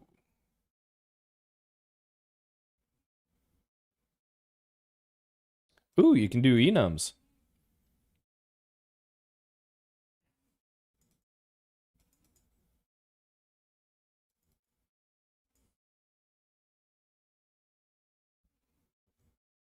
Why do I have two identical structs that are just repping a... that is because I am more interested in their names and verifying that I am capable of using this library correctly. This code isn't anything. I'm just testing the APIs of a library I have never used before. When I set up follower alerts, I clipped a perfect audio for that where you say C++ is dumb. Don't ever write C++. Oh no. Man, I'm not wrong. I am not wrong. Let's see here. So this is clearly wrong because this is just a name. So I'm gonna do this.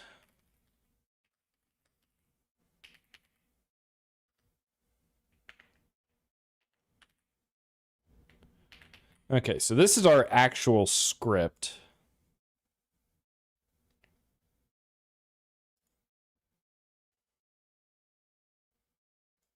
This is a script builder.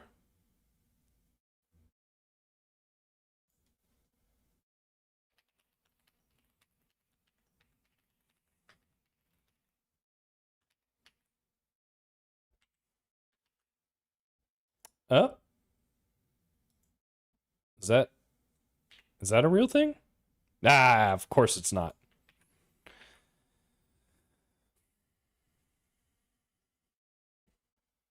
Okay, they have these script examples, but they've got to have some code that's actually like running them. Entities, hello world, queries, reflection.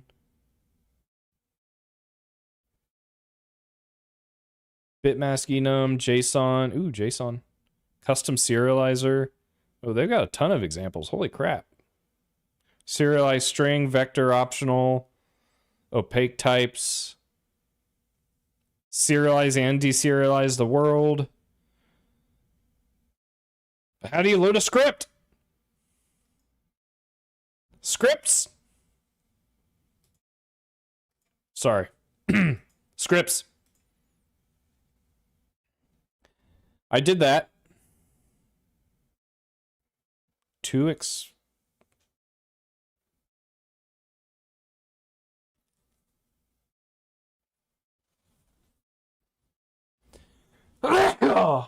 Oh, excuse me.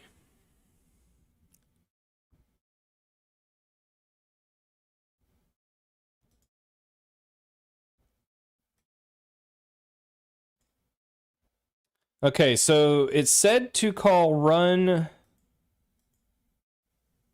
Is it world run? World dot run. That surely can't be it.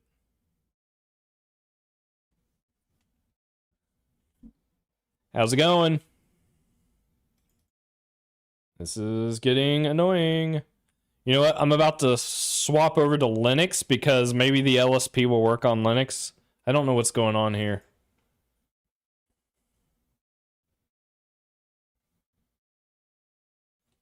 You are absolutely allowed to ask questions if you would like. I may or may not be inclined to answer them, but feel free to ask. Would you like to download and install ClangD? Yes.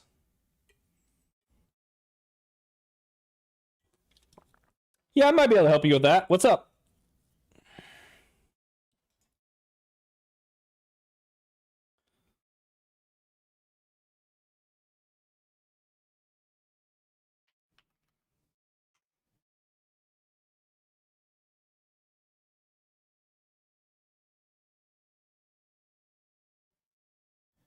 ClangD kind of works.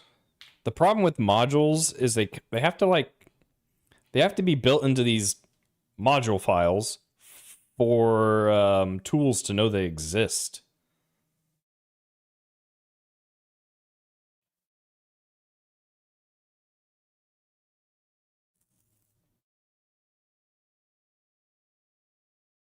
All right, building Flecs.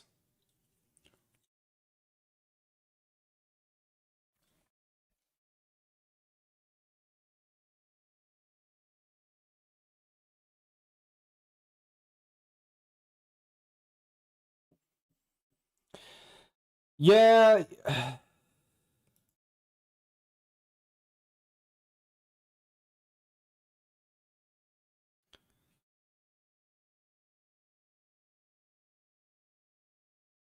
I would love to get all of these like chats integrated with each other somehow.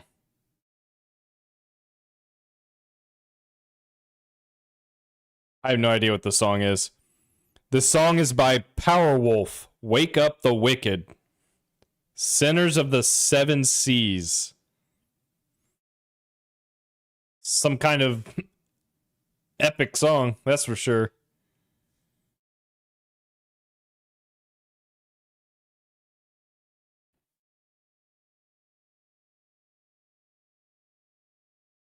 Hey, Nazar, did you have a question, or were you just generally asking, like, what the issues, or like what are like the common issues of memory leaks and type checkers? I wasn't 100% sure what you're asking, if that's what you were asking,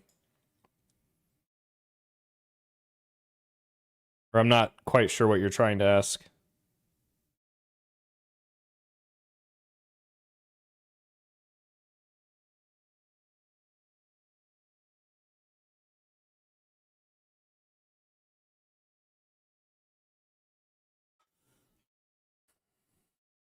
Okay, I think that installed Flecs in Linux, so that's good.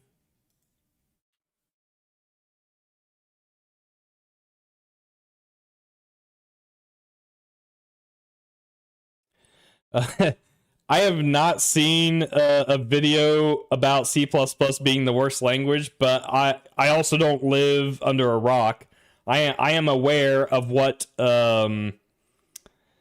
big influencers like to say about C++, and I'm also aware, having written C++ for as long as I have, that those big influencers have not written C++ like I have, right?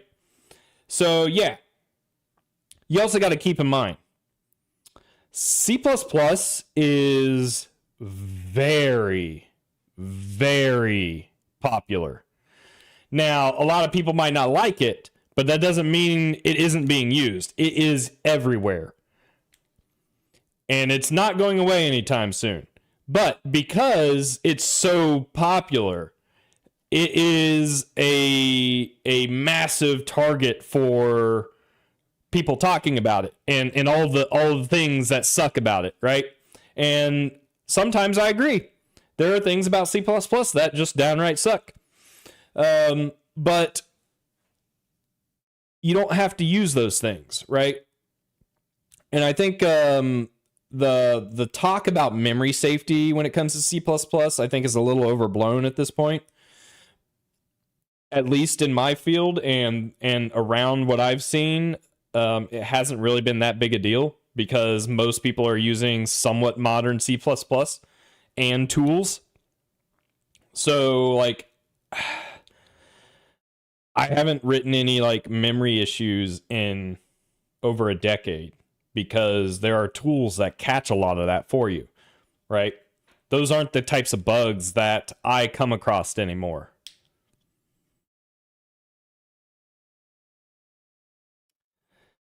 Now, depending on how you write your C++, yes, tools will absolutely call you out on potential memory leaks. So some of the tools I use in professionally, Clang Tidy obviously being one of them. It's more of like a static analysis tool, making sure you're writing proper and less bug-prone C++. But Clang also, the LLVM project, Clang, they also provide flags for your code that you can add for memory sanitization, address sanitization, thread sanitization. So you can put all those flags in and then run like unit tests and things like that, executables that run your code. And when you do, it will catch any potential race conditions, memory leaks, things like that, right? Use after freeze, those types of issues. I just like C++ is so big and spans so many years, so many language sets, so many features.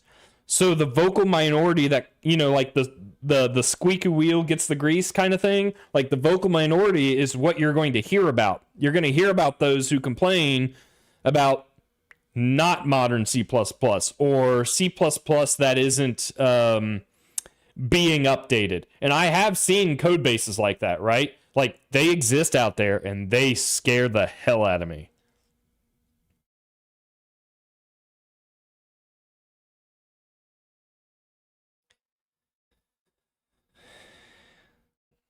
Uh, I yeah, I wouldn't I wouldn't be stressing about memory leaks as long as you're, you know, don't use a couple of simple things is don't use naked news. Don't take references to raw pointers, like don't store those. What are some other common things?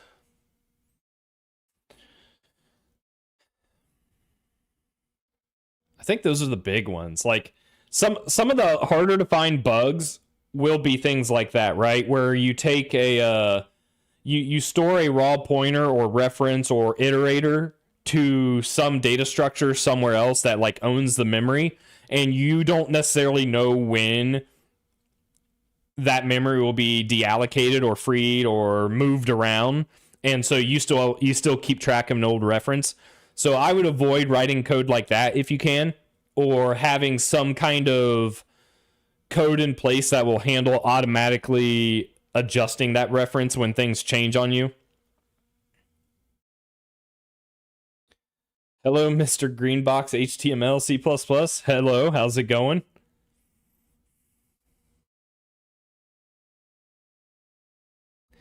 Yeah, share pointers are technically slower, but you gotta slow is relative, right? It's how you are using the data, right? What problem are you trying to solve? If you're iterating over lots of things, yeah, using pointers is going to be slow in general, not just shared pointers. So it's using the right tool for the job is kind of where a lot of that falls into play. We could do I guess I could do a little show and tell with smart pointers real quick. I've come across some dastardly bugs with shared pointers. Shared pointers, if you're not careful, if you don't know what you're doing, they can get you, and they can get you pretty hard.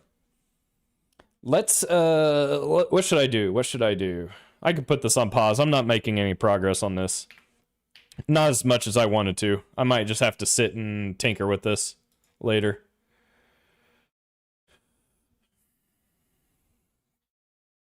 Do I care about my main.cpp? I'm on Git, right? So I can just recover everything I need. Let me store, I do want to keep Flecs. I do want to keep that. I don't need main. Flecs. I need all of this. I don't really need that. Okay.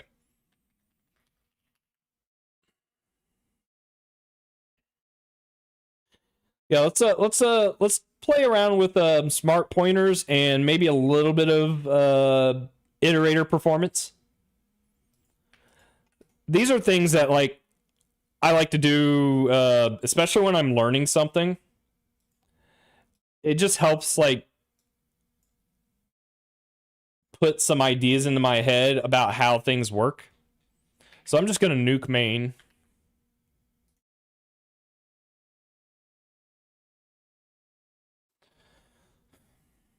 So,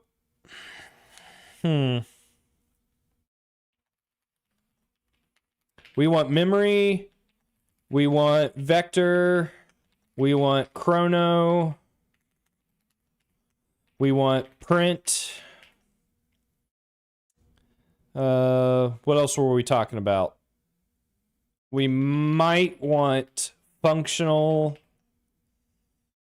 Let's start there.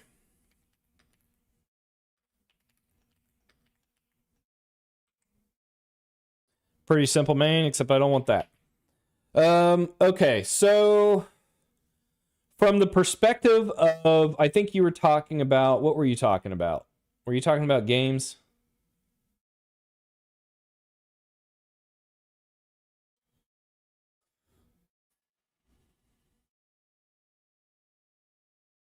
Well, I mean, games are not. So if you are, since I'm doing some game dev, or I have been doing some game dev, let's look at that. If I have an entity class or struct, whatever you want to call it, right? I could do something like this, right? And normally I might do this, right? And we can compile it. I might even be able to return the ID and be able to do something like e.id.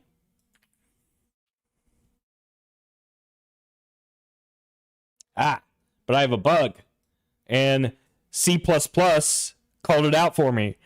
So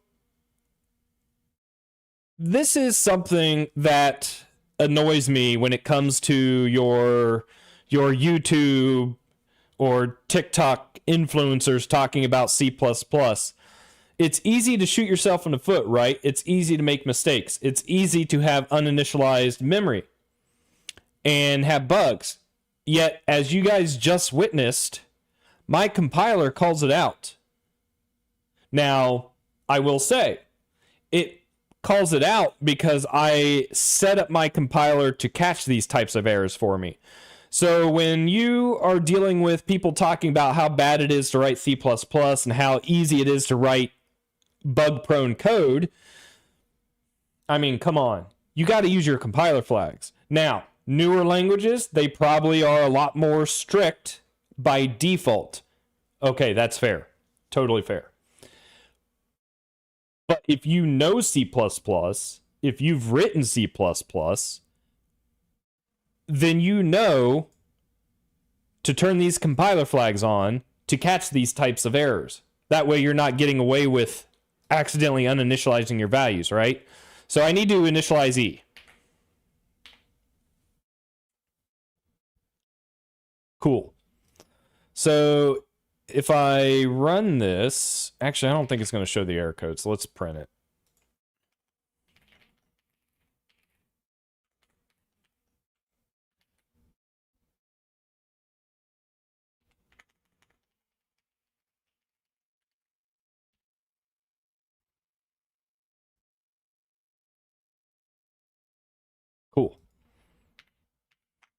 All right, entity ID is 0. Perfect.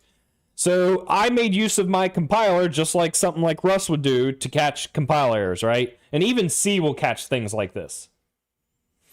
You just got to know how to use your compiler, what to set up. So if I'm starting C++ from scratch, I would probably look at making sure your like catch all warnings and then treat all warnings as errors.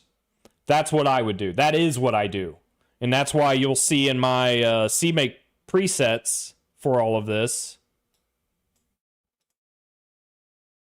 in my compilers here, I have them turned on. W all, W extra, W error. I have pedantic turned on. So I want it to be a pain in the ass to write code. You know what other language is a pain in the ass to write code in? So I've heard? Rust. Turns out C++ can do some of that stuff too. You just got to turn it on. C++ isn't so restrictive by default. That's the downside. But C++ can do that, and I do that. I do that professionally.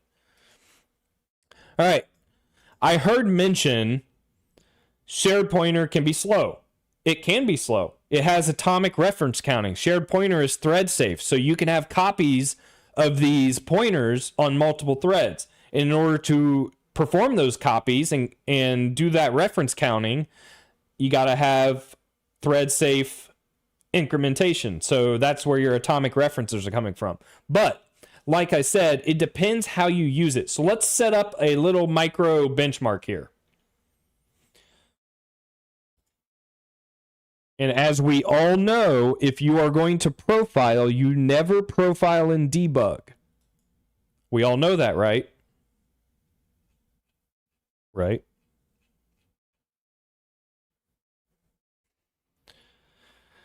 So let's do, let's initialize a bunch of entities. Const auto entities equals standard vector. I don't remember off the top of my head, but isn't there like a algorithm, STL algorithm? Ooh, what's this? I don't think this is it. Is this it? Does this work? What is this? Except I want this to be a unique pointer. Let's do a unique pointer. Unique, make unique. See, I'm learning new C++ every day. Does this actually do what I think it's going to do? I don't know what this is going to do.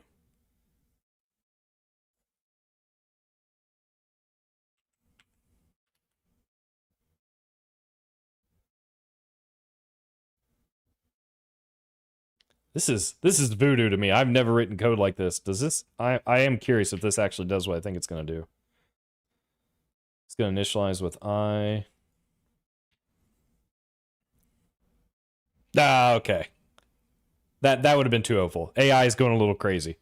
But yeah, I think there's probably like, is it standard fill? I need to like initialize a vector of entities using C++23 and an STL algorithm to instantiate the entities using make unique.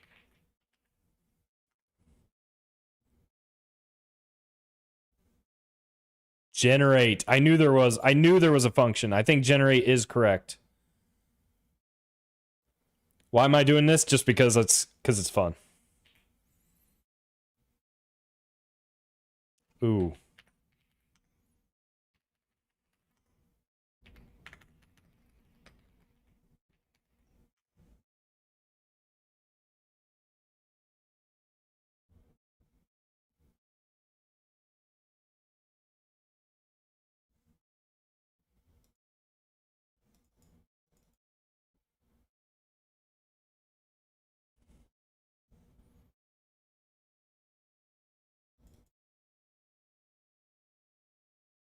All right. I don't know. I'm not going to spend time on this. I'm going to make this easy for us. 4 entities. Let's do... what's a good amount of entities? Let's start with 1,000. 1,000 entities is good. We make unique. We set the ID. We can actually, I think, just Yeah, let's just do that. We set the ID, entities, and we loop over, we print. No, don't profile and debug. Come on. This will not turn into a stream where you guys do the opposite of what I say. Only I can do that.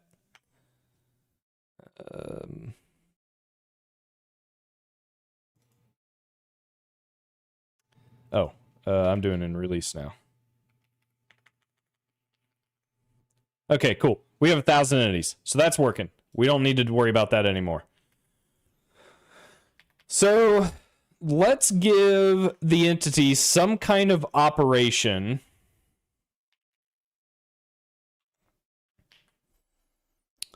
But what kind of work do we want to do? What is something an entity can do? I guess we could give it a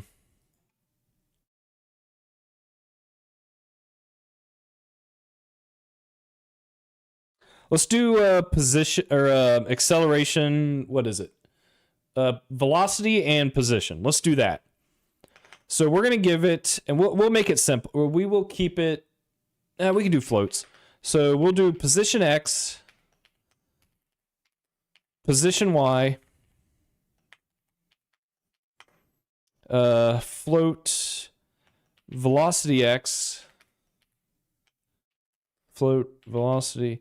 We don't even need to do that. Let's just do one of each. We'll do velocity. We will take a delta time, and we'll say position is equal to velocity times delta time, right? Pretty straightforward. Just a little bit of work. Then we want to probably...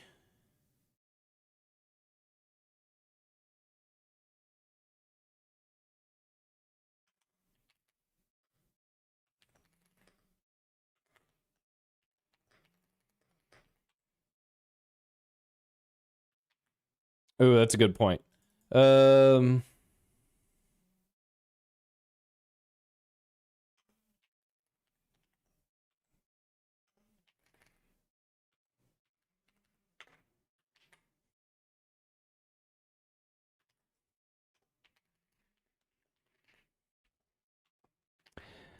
0.016, that's basically 60 hertz, right?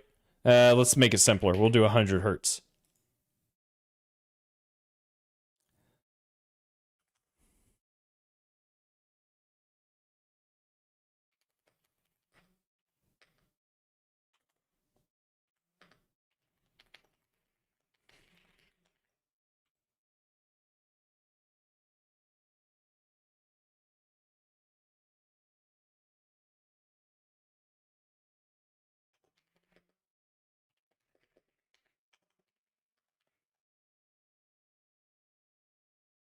Uh, 100 hertz is what? 100 frames in a second?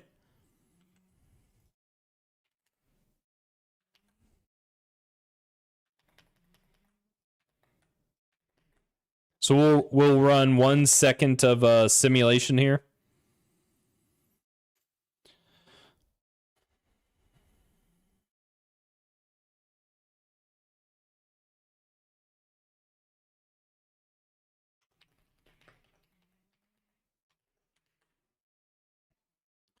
We want to try and take a rolling average of the amount of time it takes to iterate over, just to kind of smooth things out. We don't want outliers. We don't want like a spike in amount of time because the cache isn't warm. So we want to be able to like discard those or smooth that data out to get a better idea.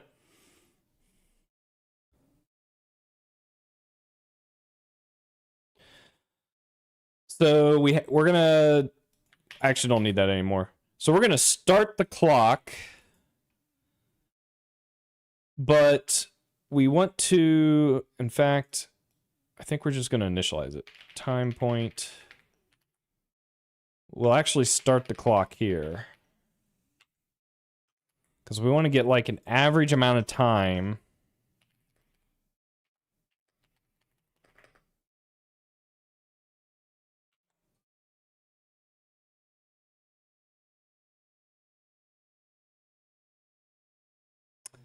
I guess not. I guess we just need it here, don't we? And then I'm going to use a deck to keep track of like a rolling average.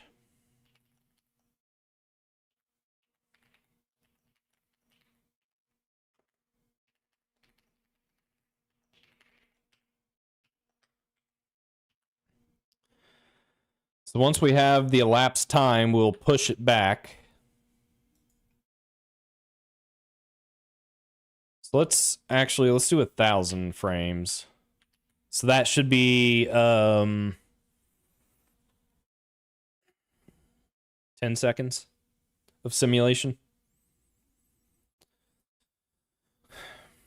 Frame times elapsed if frame times is greater than 100. I like 200.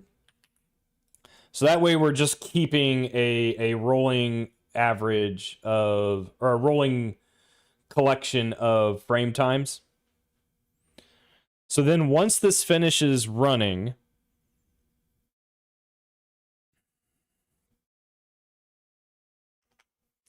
we want to sum up. There's a new way to do accumulate. I think it's fold.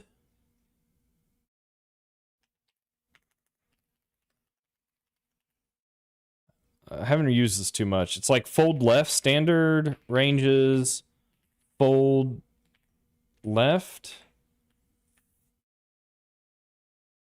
And then we get the average value. So that's going to be the average frame time to iterate over 1,000 entities.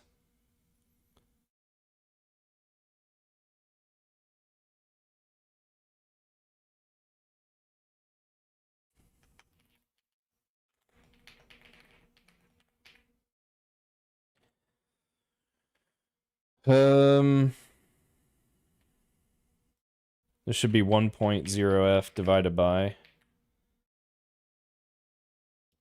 sum is float average. This should be fine. I don't know. That looks okay. Try and run it. Ooh, maybe it's not okay. Fold left identifier not found. Oh wait, it's not in ranges, is it? It's in algorithm, isn't it? I'm so freaking good. All right. So we are going to initialize 1,000 entities with some data. Those entities are all going to do work, all going to calculate some kind of position. They're all going to calculate the same position, actually. You know what? It doesn't have to be that way. We can say, let's do static cast float I.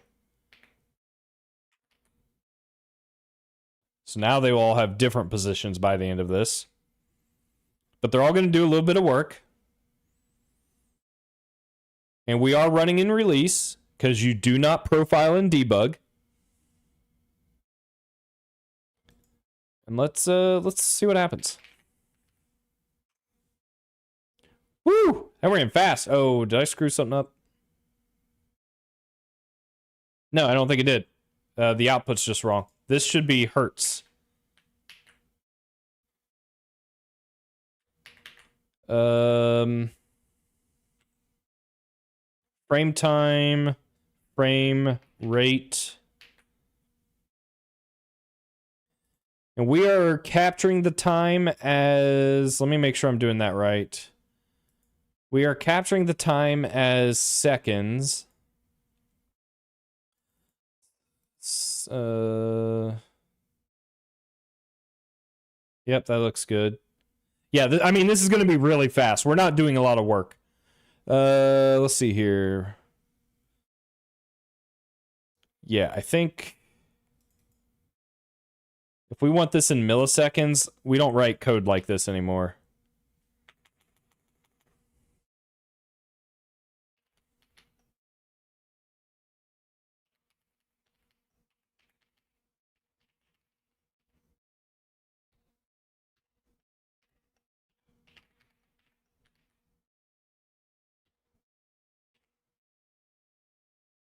Okay, so I do have to use a duration cast.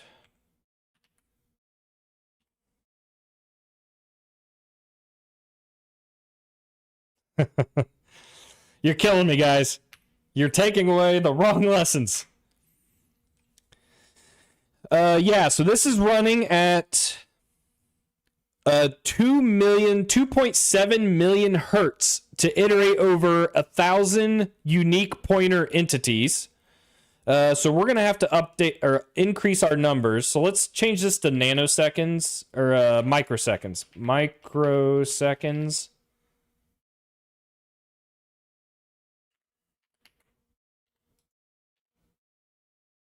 This is running too fast.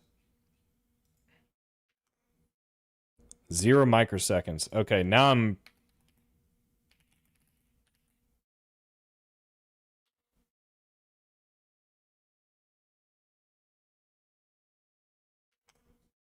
There we go. Oh my god, it's so fast. And this is what's crazy. Computers are so freaking fast. We're iterating over 1,000 entities at 100 hertz for 1,000 frames. And we're doing it all in 309 nanoseconds. Or 3.2 million hertz. Right? So, let's add some more entities to slow this down a little bit so we can get a little bit more variation here. Let's do 10,000 entities.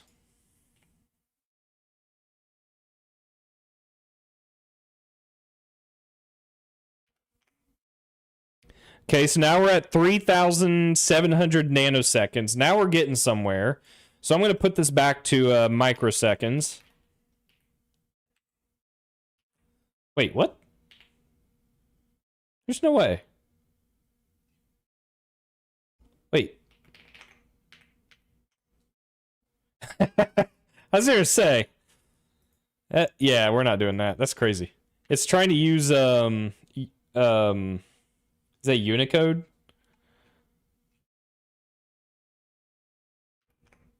Okay. There we go. So 10,000 entities as unique pointers. Okay, that's still too much. Or it's not enough, right? It's still too fast. So we're going to do 100,000 entities.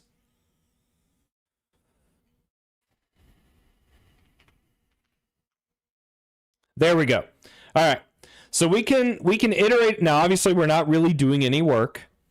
We can iterate over 100,000 entities as unique pointers,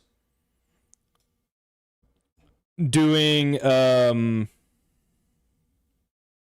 23,000 hertz or 42 microseconds. So we all hear shared pointers are slower, right? So if I change make unique to make shared, do we think this is going to run slower or faster or the same? Or do we think it won't compile? What did I do wrong? Oh, there we go.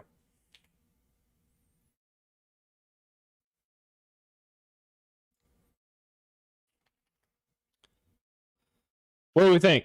Shared pointer slower, right? That's basically the same. Maybe a smidge slower. If we run it again, does it change? You see how there's variance?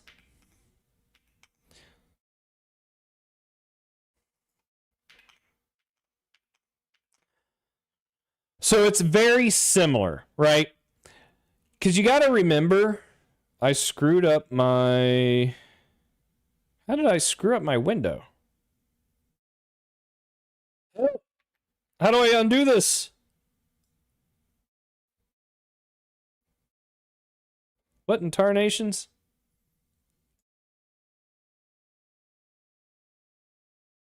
Oh,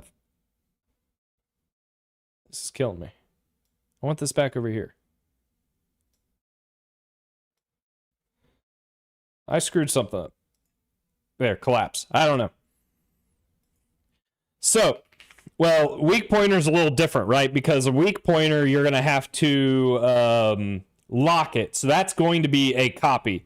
So if let's say we had we have our collection of entities that are shared pointers, and we also want a collection of our weak, we'll call them weak entities.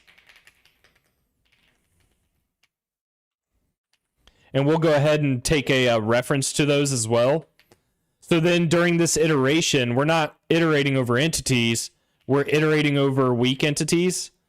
Therefore, we have to do a lock, and we have to make this check, this if check. So you're doing a ton more operations already.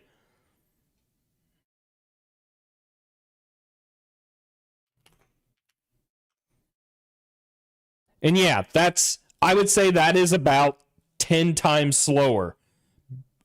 But that is still 100,000 entities at 100 hertz. And you're getting it done in 744 microseconds. Microseconds, guys. Microseconds. Yes, a shared pointer is slower. You won't notice. You're not going to notice. You're only going to notice if you put it in a critical section and you're doing it in such a bad manner that it just like, it explodes, right?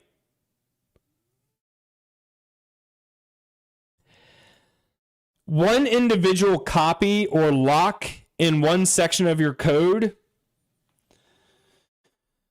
What becomes a problem, though, is if you have a large code base with 10 people working on it, 20 people working on it, 30, 100, all like small teams. Like a lot of dev teams are like what? Teams of 4 to 8, all off doing their own thing, all touching one piece of a massive code base. If your code base has shared pointers, it will be a problem because everyone is going to be doing stuff like this. And it's going to be all over the place. So that's a little different than what we are showing, than what I'm showcasing here, right? In that manner, yes, shared pointers are slow because it is really hard to enforce a massive code base full of developers to do it correctly. So what do? You use tools like Clang Tidy to automatically enforce it during code review. Now, all of this is still going to be a lot slower than using the data directly. So far we've been comparing pointers. So what if we just did the data like as pure data?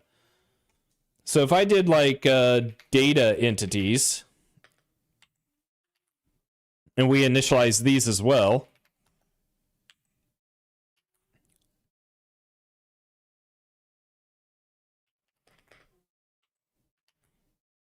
And then we will, let's loop over our data entities.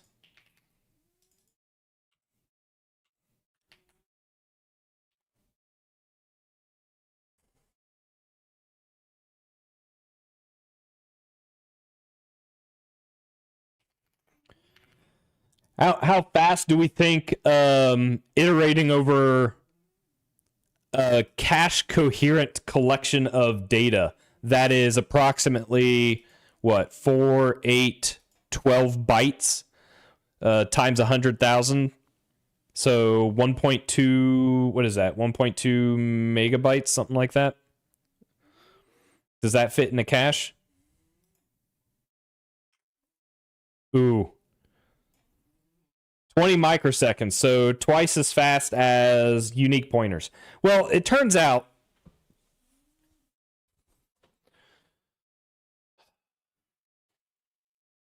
even this is probably because we probably had some cache misses, right?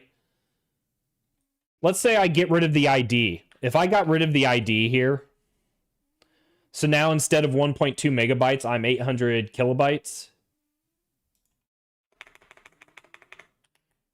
I'm curious what kind of impact that'll have, because we were not using it to do any work, right? The ID was not being used to do any work. So just by removing that, do we affect performance? Not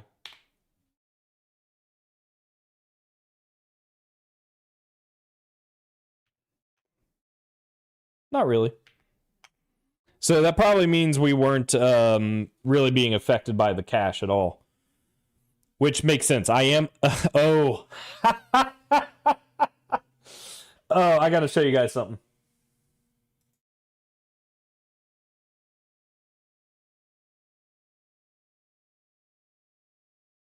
Do you guys want to take a look at what CPU I'm using? I wasn't even thinking about this.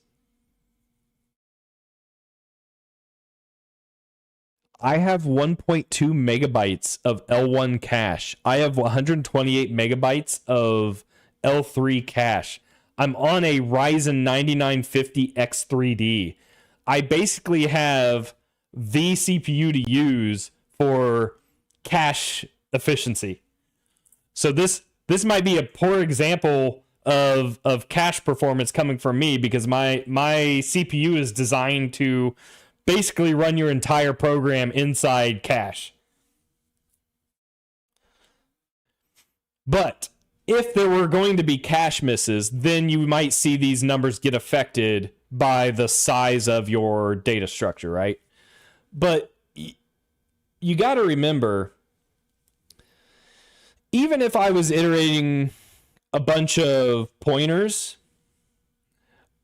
generally speaking, unless you're running some kind of like massive simulation loop with hundreds of thousands of entities that all need to act on hundreds of thousands of entities, most likely the fact that your data is pointers isn't necessarily going to be like where your performance issues are going to come from.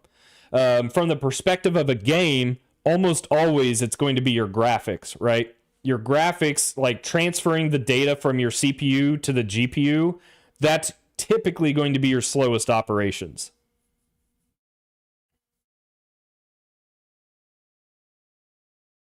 Try 100 million entities. I would try that, but I fear how long it would take to initialize the application. You know what? Challenge accepted. Maybe not 100 million. Let's start with 1 million first, because I honestly don't know how long it'll take. One downside to unique pointers, or to pointers in general, right? You're allocating on the heap. Allocating heap operations is slower than just like throwing something on the stack. 1 million entities at 100 hertz. Is that all I needed to modify? Okay, so this should push it out of the cache. Oh my god. 10x the performance hit. Let's see if adding the ID does anything.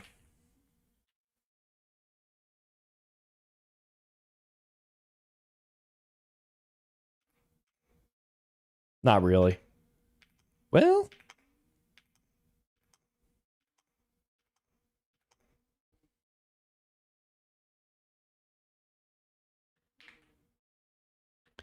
nothing that's like going to be observable from the naked eye for sure. Looks like maybe a couple of microseconds difference. Yeah. Yeah.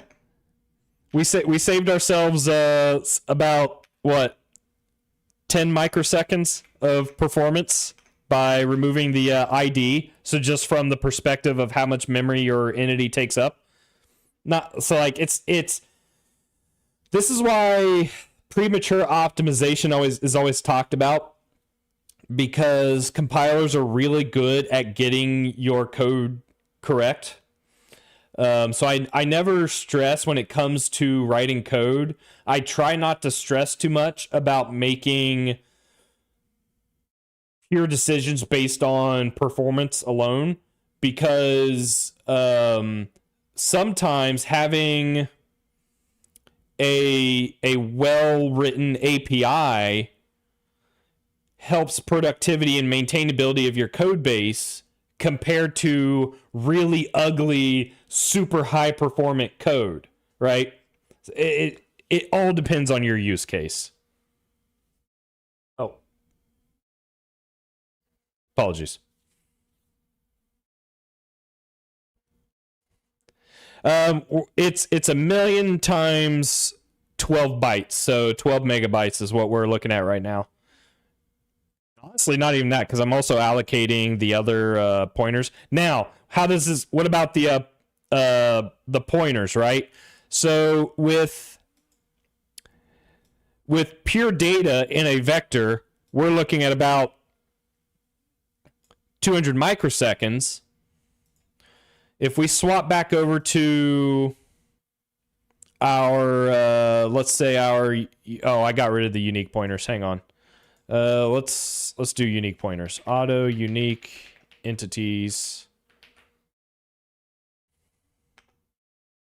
Unique.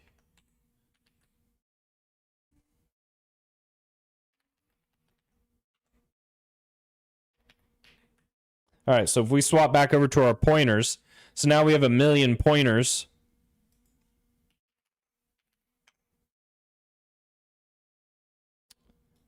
Roughly 3 times slower, right?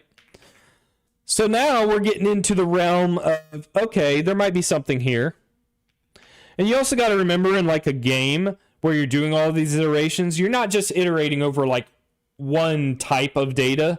You're going to be iterating over entities, any of the state that those entities have, UI components, UI state, all of that, right? So it all builds upon each other. Why a unique pointer? So, like, compared to what? Unique pointer is unique memory ownership, so it makes it so that you don't run into a situation where you are writing, or like you're not accessing or utilizing memory the way you shouldn't. And so it's just a way to keep your code base relatively clean and working as you should. Shared pointers, yeah. So shared pointer, shared memory ownership, that's where you're going to get your reference counting.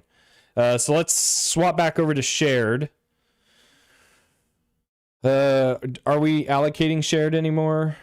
Yes, except let's rename it to shared entities.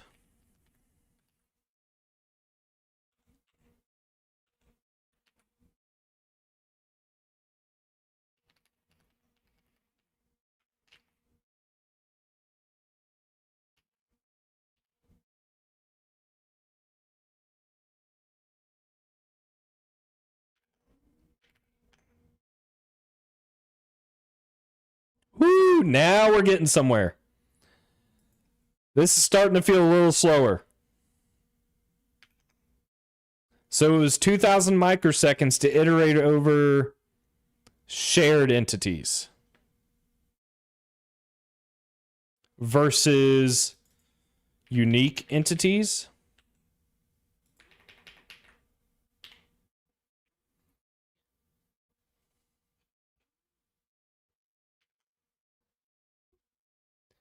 Yeah.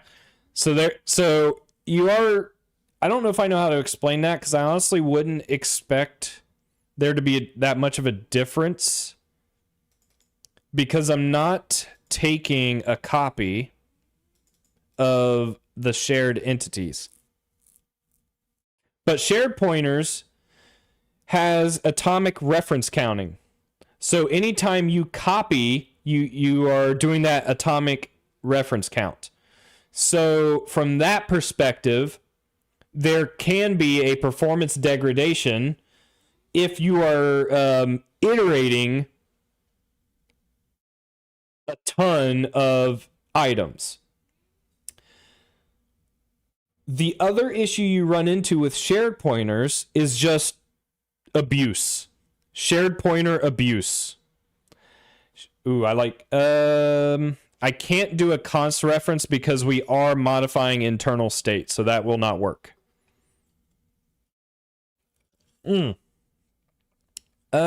Actually, maybe it will, because we are not modifying the pointer itself, the object itself.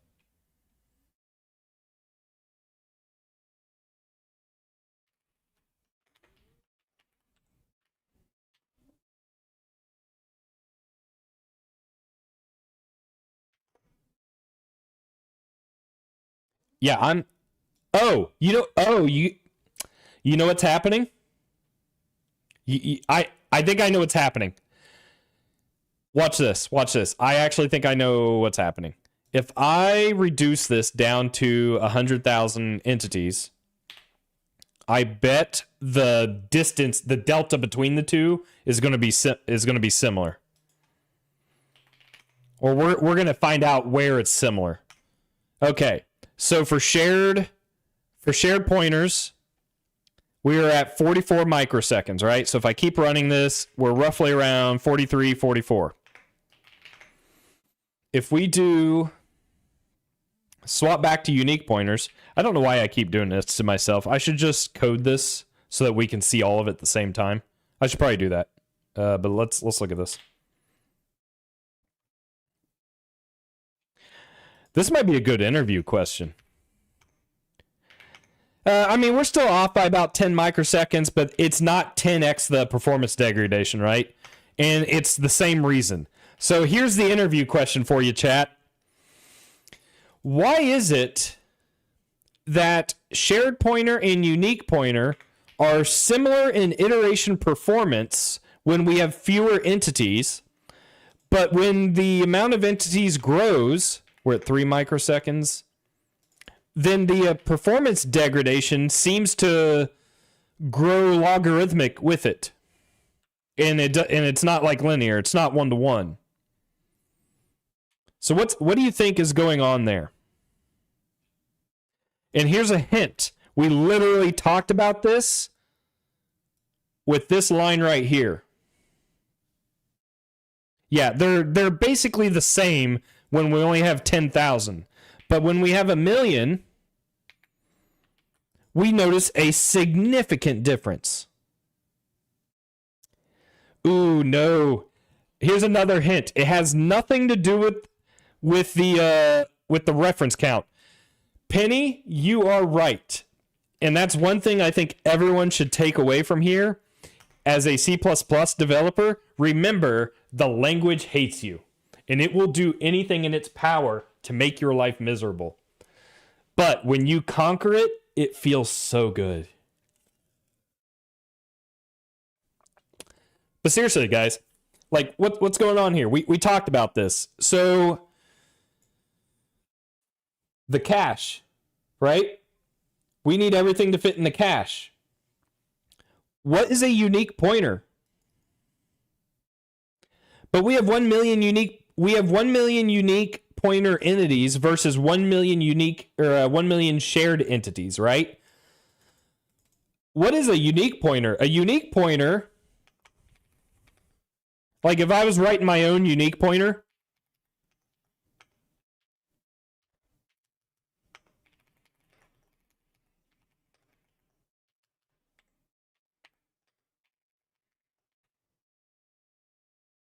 nope, has nothing to do with that. So this is a unique pointer, right? So what would a shared pointer look like?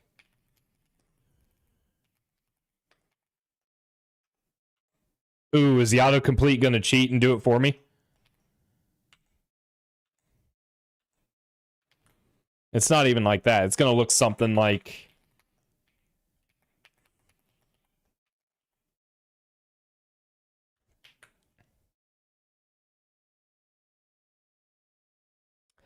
Penny, you got it.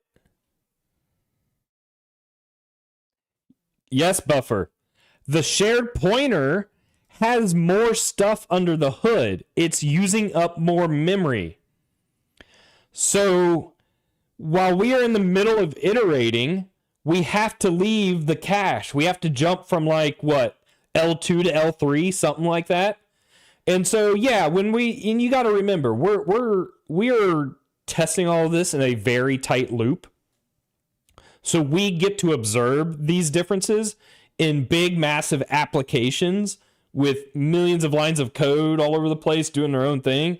Things like this become a lot harder to observe. But that's what we're seeing here. The size of shared pointer is going to be larger than the size of a unique pointer.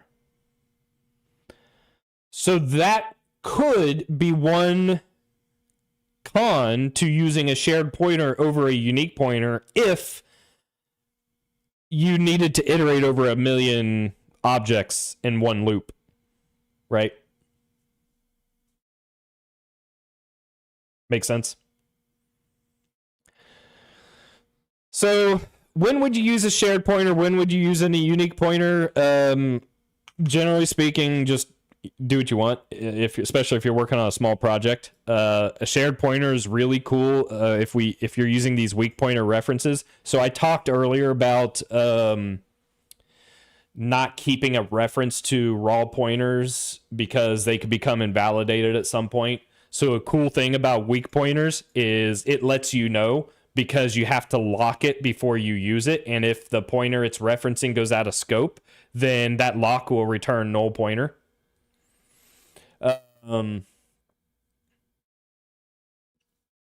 But there are downsides. So a real common bug to a shared pointer that I have seen before is you might have something like this. Let's say your entity, we have this do work function, right? Instead of having do work here, what if we had a standard function void float work, right? We call it work. Now this is obviously going to have a huge impact on performance as well. But in here, we might want to do something like entity work. So we assign do work like this instead, right? And then in here, this becomes, actually, I think this stays the same, doesn't it? Yeah, I think this stays the same. Yeah, that stays the same.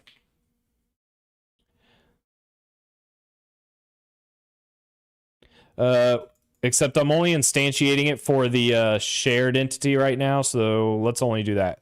Okay, cool. All right, so that compiled, right? Let's run this. Oh, it's so much slower. So obviously, for starters, having to... I don't know if anyone's ever seen the disassembly of a standard function, but it gets massive. And as you can see, using a standard function compared to just calling a function directly, a little bit slower. A little bit slower. But there's also another issue here. I wrote a bug, and by I would say the AI auto-completed a bug. So, AI auto-generation, right? You hear about vibe coding all the time, and the potential problems with vibe coding. I don't think vibe coding's an issue if you know what you're doing. So here's a challenge. There's a bug in this code. Can anyone see it? Or I should say a potential bug. There is a pretty massive potential bug here in this code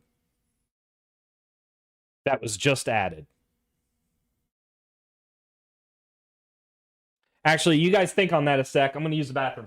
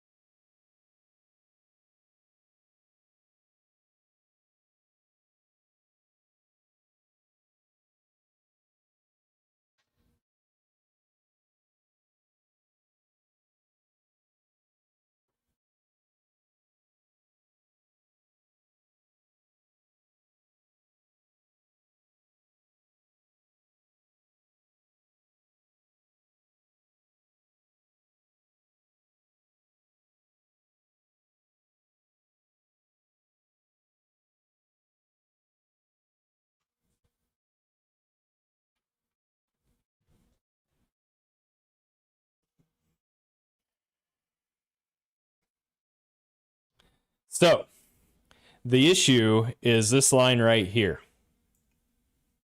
There's a potential for bugs.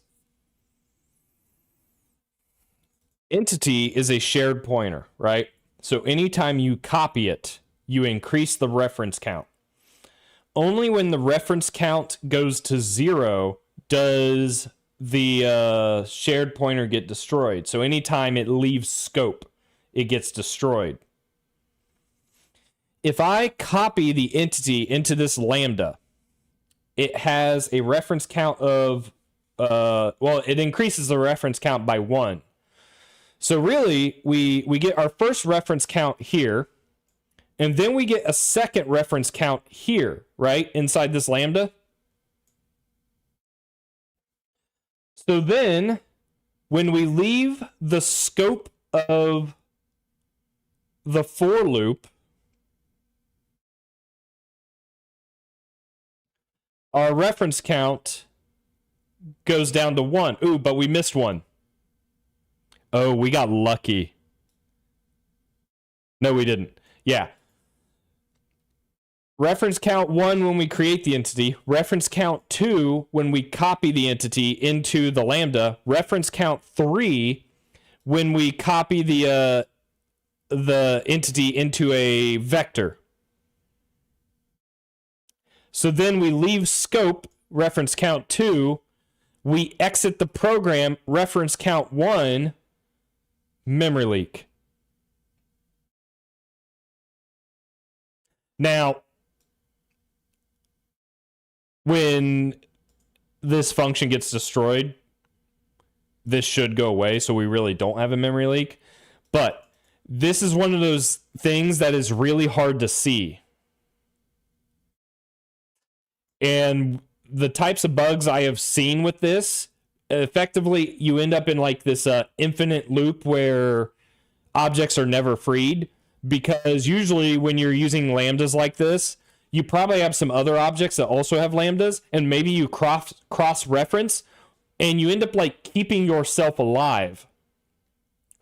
So you got to remember, this entity's destructor only gets called when the reference count goes down to 0. The function destructor only gets called if the entity's destructor goes down to 0.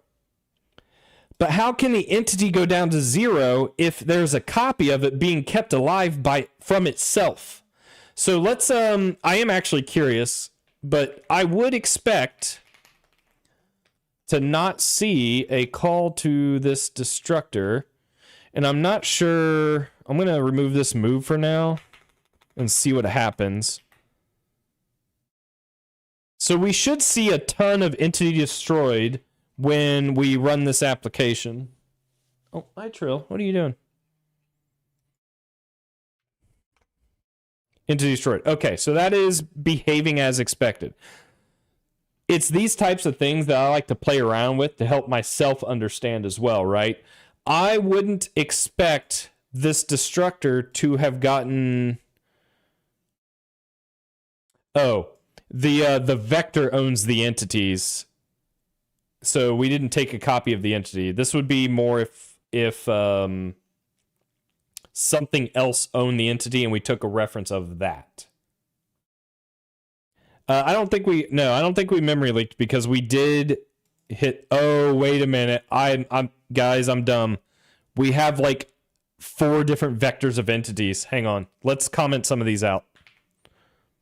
We're only messing with shared pointers right now. Shared pointer. Let's comment out these. Shared. Okay. Let's see if that works.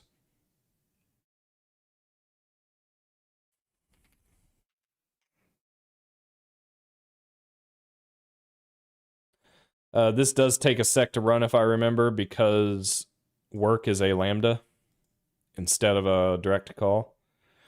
Yeah, there we go, guys. We just leaked whatever 1 million times whatever the size of function is times whatever the size of shared pointer is. So we just leaked many megabytes of data into my operating. Wait, why are we doing this to my computer? This is bullshit. So yeah, it is easy if you're not careful with shared pointers to end up in situations like this. So from the perspective of how I like to write C++, write your code such that it is easy to use, hard to use incorrectly. I would say this is easy to use. I would also say it's easy to use incorrectly. So I try, if I can, to not use shared pointers as like a core architectural component of my code base. Instead, I try to only use shared pointers for like snapshots of when I actively need to use them. That is a great question. If you leave a lambda, yes, you will decrement the reference count for sure. So let me challenge you. And I'm just going to simplify this, okay? Let's make this really straightforward. I'm going to comment this out. We'll do some of the code down here. If I create an entity and then I assign a lambda to it,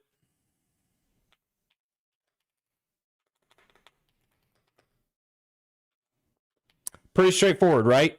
And you all see that if the entity is destroyed, we'll see entity destroyed print out, right?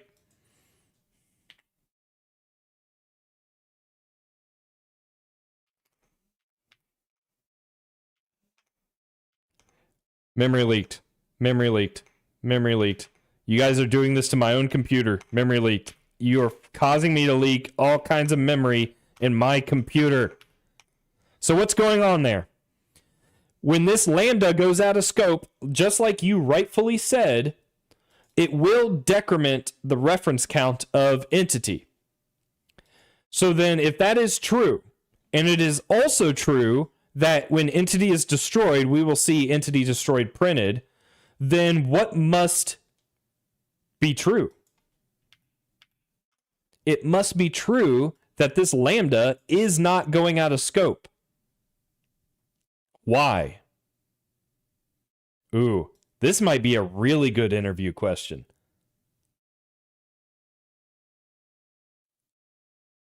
I know you're asking. I'm challenging you guys. I'm challenging chat to interact. Don't take it personal. These are the types of questions I would be more interested in engineers answering for me versus like leak code questions, especially if you're working on like a C++ code base. Because these are like real gotchas. These are actual problems that appear in large code bases. So what's going on here? Remember what I said about a shared pointer. It's reference counted. So when reference count reaches 0, that is the only time this destructor is called. So we know this is reference count 1, right? So if we comment out this line here, and if that is true, then when we leave scope, that reference count goes down to 0, and we should see the destructor. And there it is. So that works. So when we create an entity, we get a reference count 1. When we leave the scope of the application, the reference count decrements because the shared pointer's destructor is called. It goes to 0. Entity is destroyed. But as soon as we add this line in,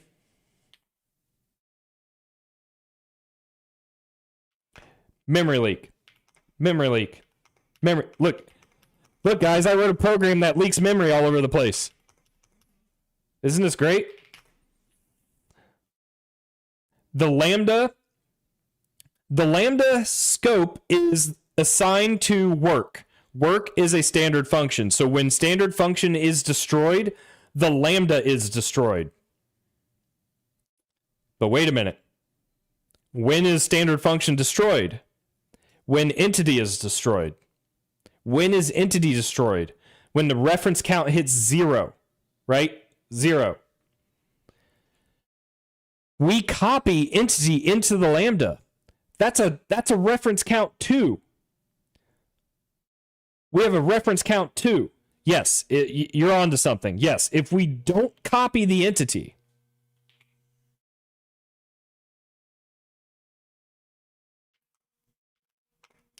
entity destroyed. It works.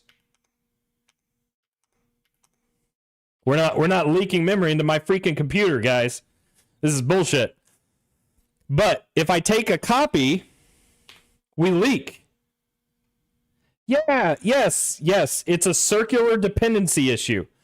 How does the lambda get destroyed if this reference count goes to 2? Then when the shared pointer goes out of scope, the reference count goes back down to 1. The entity is still alive. If the entity is still alive, we can't destroy it. We can't destroy the function. If we can't destroy the function, we can't destroy the lambda. If we can't destroy the lambda, we can't destroy the entity. If we can't destroy the entity, we can't destroy the... You see what I'm getting at? So that's one of the easy dangers of shared pointer is situations like this, if you're not careful. Now, obviously, there are ways to solve this, right? You can just say W equals entity dot, I think it's there's a way to do this now. Is it weak pointer? I don't remember how to do it. Something like that. And then inside the scope, you can do auto entity equals W dot lock, something like that. Yeah, I don't remember what the function is. It's there's a function you can call now to get the weak pointer.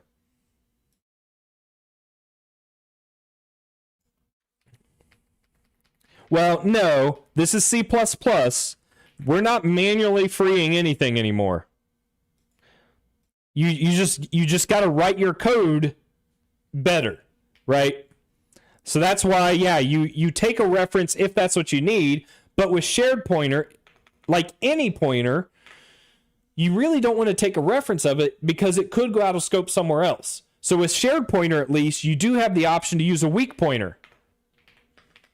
And so you could do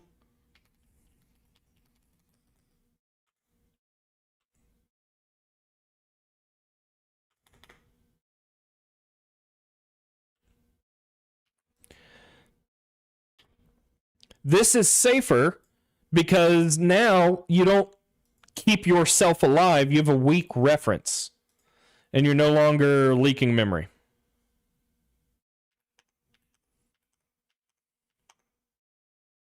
Oh, don't you start with me, Hick.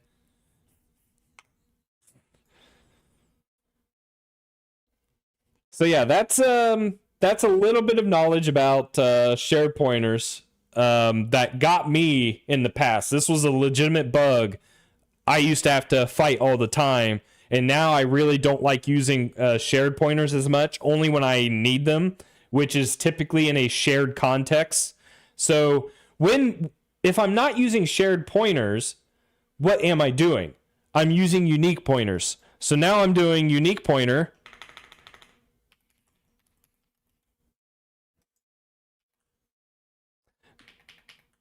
And you still run the risk of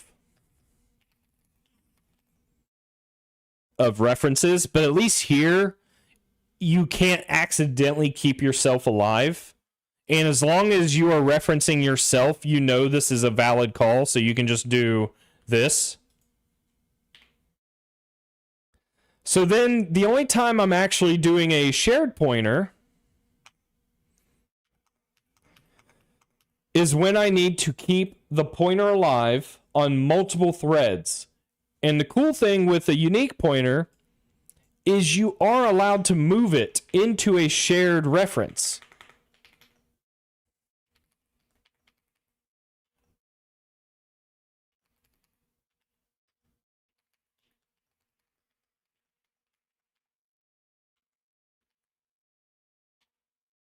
So you're basically transferring that ownership. You're saying, hey, I no longer am going to keep ownership over this, So I'm going to give it to you for shared ownership so that I can now pass it on to multiple threads at the same time. And then whenever those threads exit and are done with it, dereference the count. And then once all threads are done, reference count goes to 0, it gets deallocated. So that's basically what I do these days professionally. With Briarthorn, Alwyn, everything is out the door because I'm experimenting, I'm tinkering, Someone asked, how do you learn C++? This is how I learn C++. I take what I know and I try to break it, or I try different things and see what works, see what doesn't, and go from there, right? All right, folks. You made me talk so much more than I thought I was going to tonight. And I am losing my voice. Even though it might not sound like it, my throat is sore. So, I think this is a great time and a great spot to end things. I didn't make as much progress with Flecs that I wanted to. I still need to figure out how to parse a Flex script and see if it will solve the problems I need. Because if so, then I will be able to make some good headway with how I want to build out this application. Hopefully someone learned something today. Maybe I'll be able to take a snapshot of it, turn it into a YouTube short, and teach some other people. We'll see. But yeah, I'm also, I don't know what my availability is this weekend, so we will see. Just keep an eye out. Like I said, weekends are always up in the air, but Monday, Wednesday, Friday, programming, 5:30 Eastern. Tuesday, Thursday, some type of gaming. Currently doing Baldur's Gate, that kind of thing. I think that is where I'm going to end things. I do have a Discord if you're curious. I am available on it when I'm not working. I mean, I work during the day, so I won't be able to like interact with too many people while I'm working. But I'm always there to, if you have a question or two and I have time, I might answer. We'll see. Hey, wait. All right, I haven't left yet. All right, I'm waiting.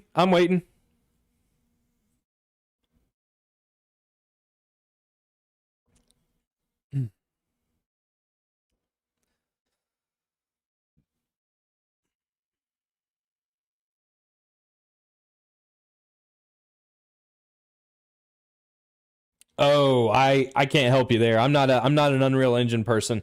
The only thing I can tell you, Unreal Engine is massive, right? It is powerful. It is flexible. It can do everything. It has everything you could possibly want to build a AAA game. Everything. So what do you do when you have every tool available to you and your boss says, hey, I need this feature, and this feature done by the end of next month. But you don't know how to do it, right? Because it's a brand new framework, it has all the features available you could possibly ask for. What do you even do? Where do you even begin? It's like learning C++. How do you learn C++? How do you learn Unreal? You got to remember there's new people joining the industry every day. So you got a bunch of new people, you got a bunch of older people leaving, so you end up in this situation where no one knows how to optimize with this massive, powerful tool, and so that's where you get your stuttering, because everyone has a deadline, and that's what you'll eventually learn if you ever join the workforce, if you're not already. You can spend all the time in the world coming up with the coolest, cleanest code that you could possibly write, and then your boss is going to yell at you because you are taking too long to get a feature out the door, because someone is paying money to get that feature up and running as quickly as possible. And it turns out in the real world, code isn't nearly as clean. In fact, over time, the older a code base is, the more of a spaghetti monster it turns into, right? So that is almost certainly what's happening with Unreal. Like if you have people with Unreal issues, that is probably what's happening, right? I can't say for sure because I've not used Unreal recently. I just know that it's like it's insane how complicated it is to learn. So that's where that comes from. All right, guys. I will see you maybe this weekend, maybe next week. Thanks for stopping by. Really appreciate it. Thanks for hanging out. Hopefully someone learned something. Hopefully we'll continue to learn. And hopefully I'll make some progress on my game someday. We'll see. All right. You guys have a good night.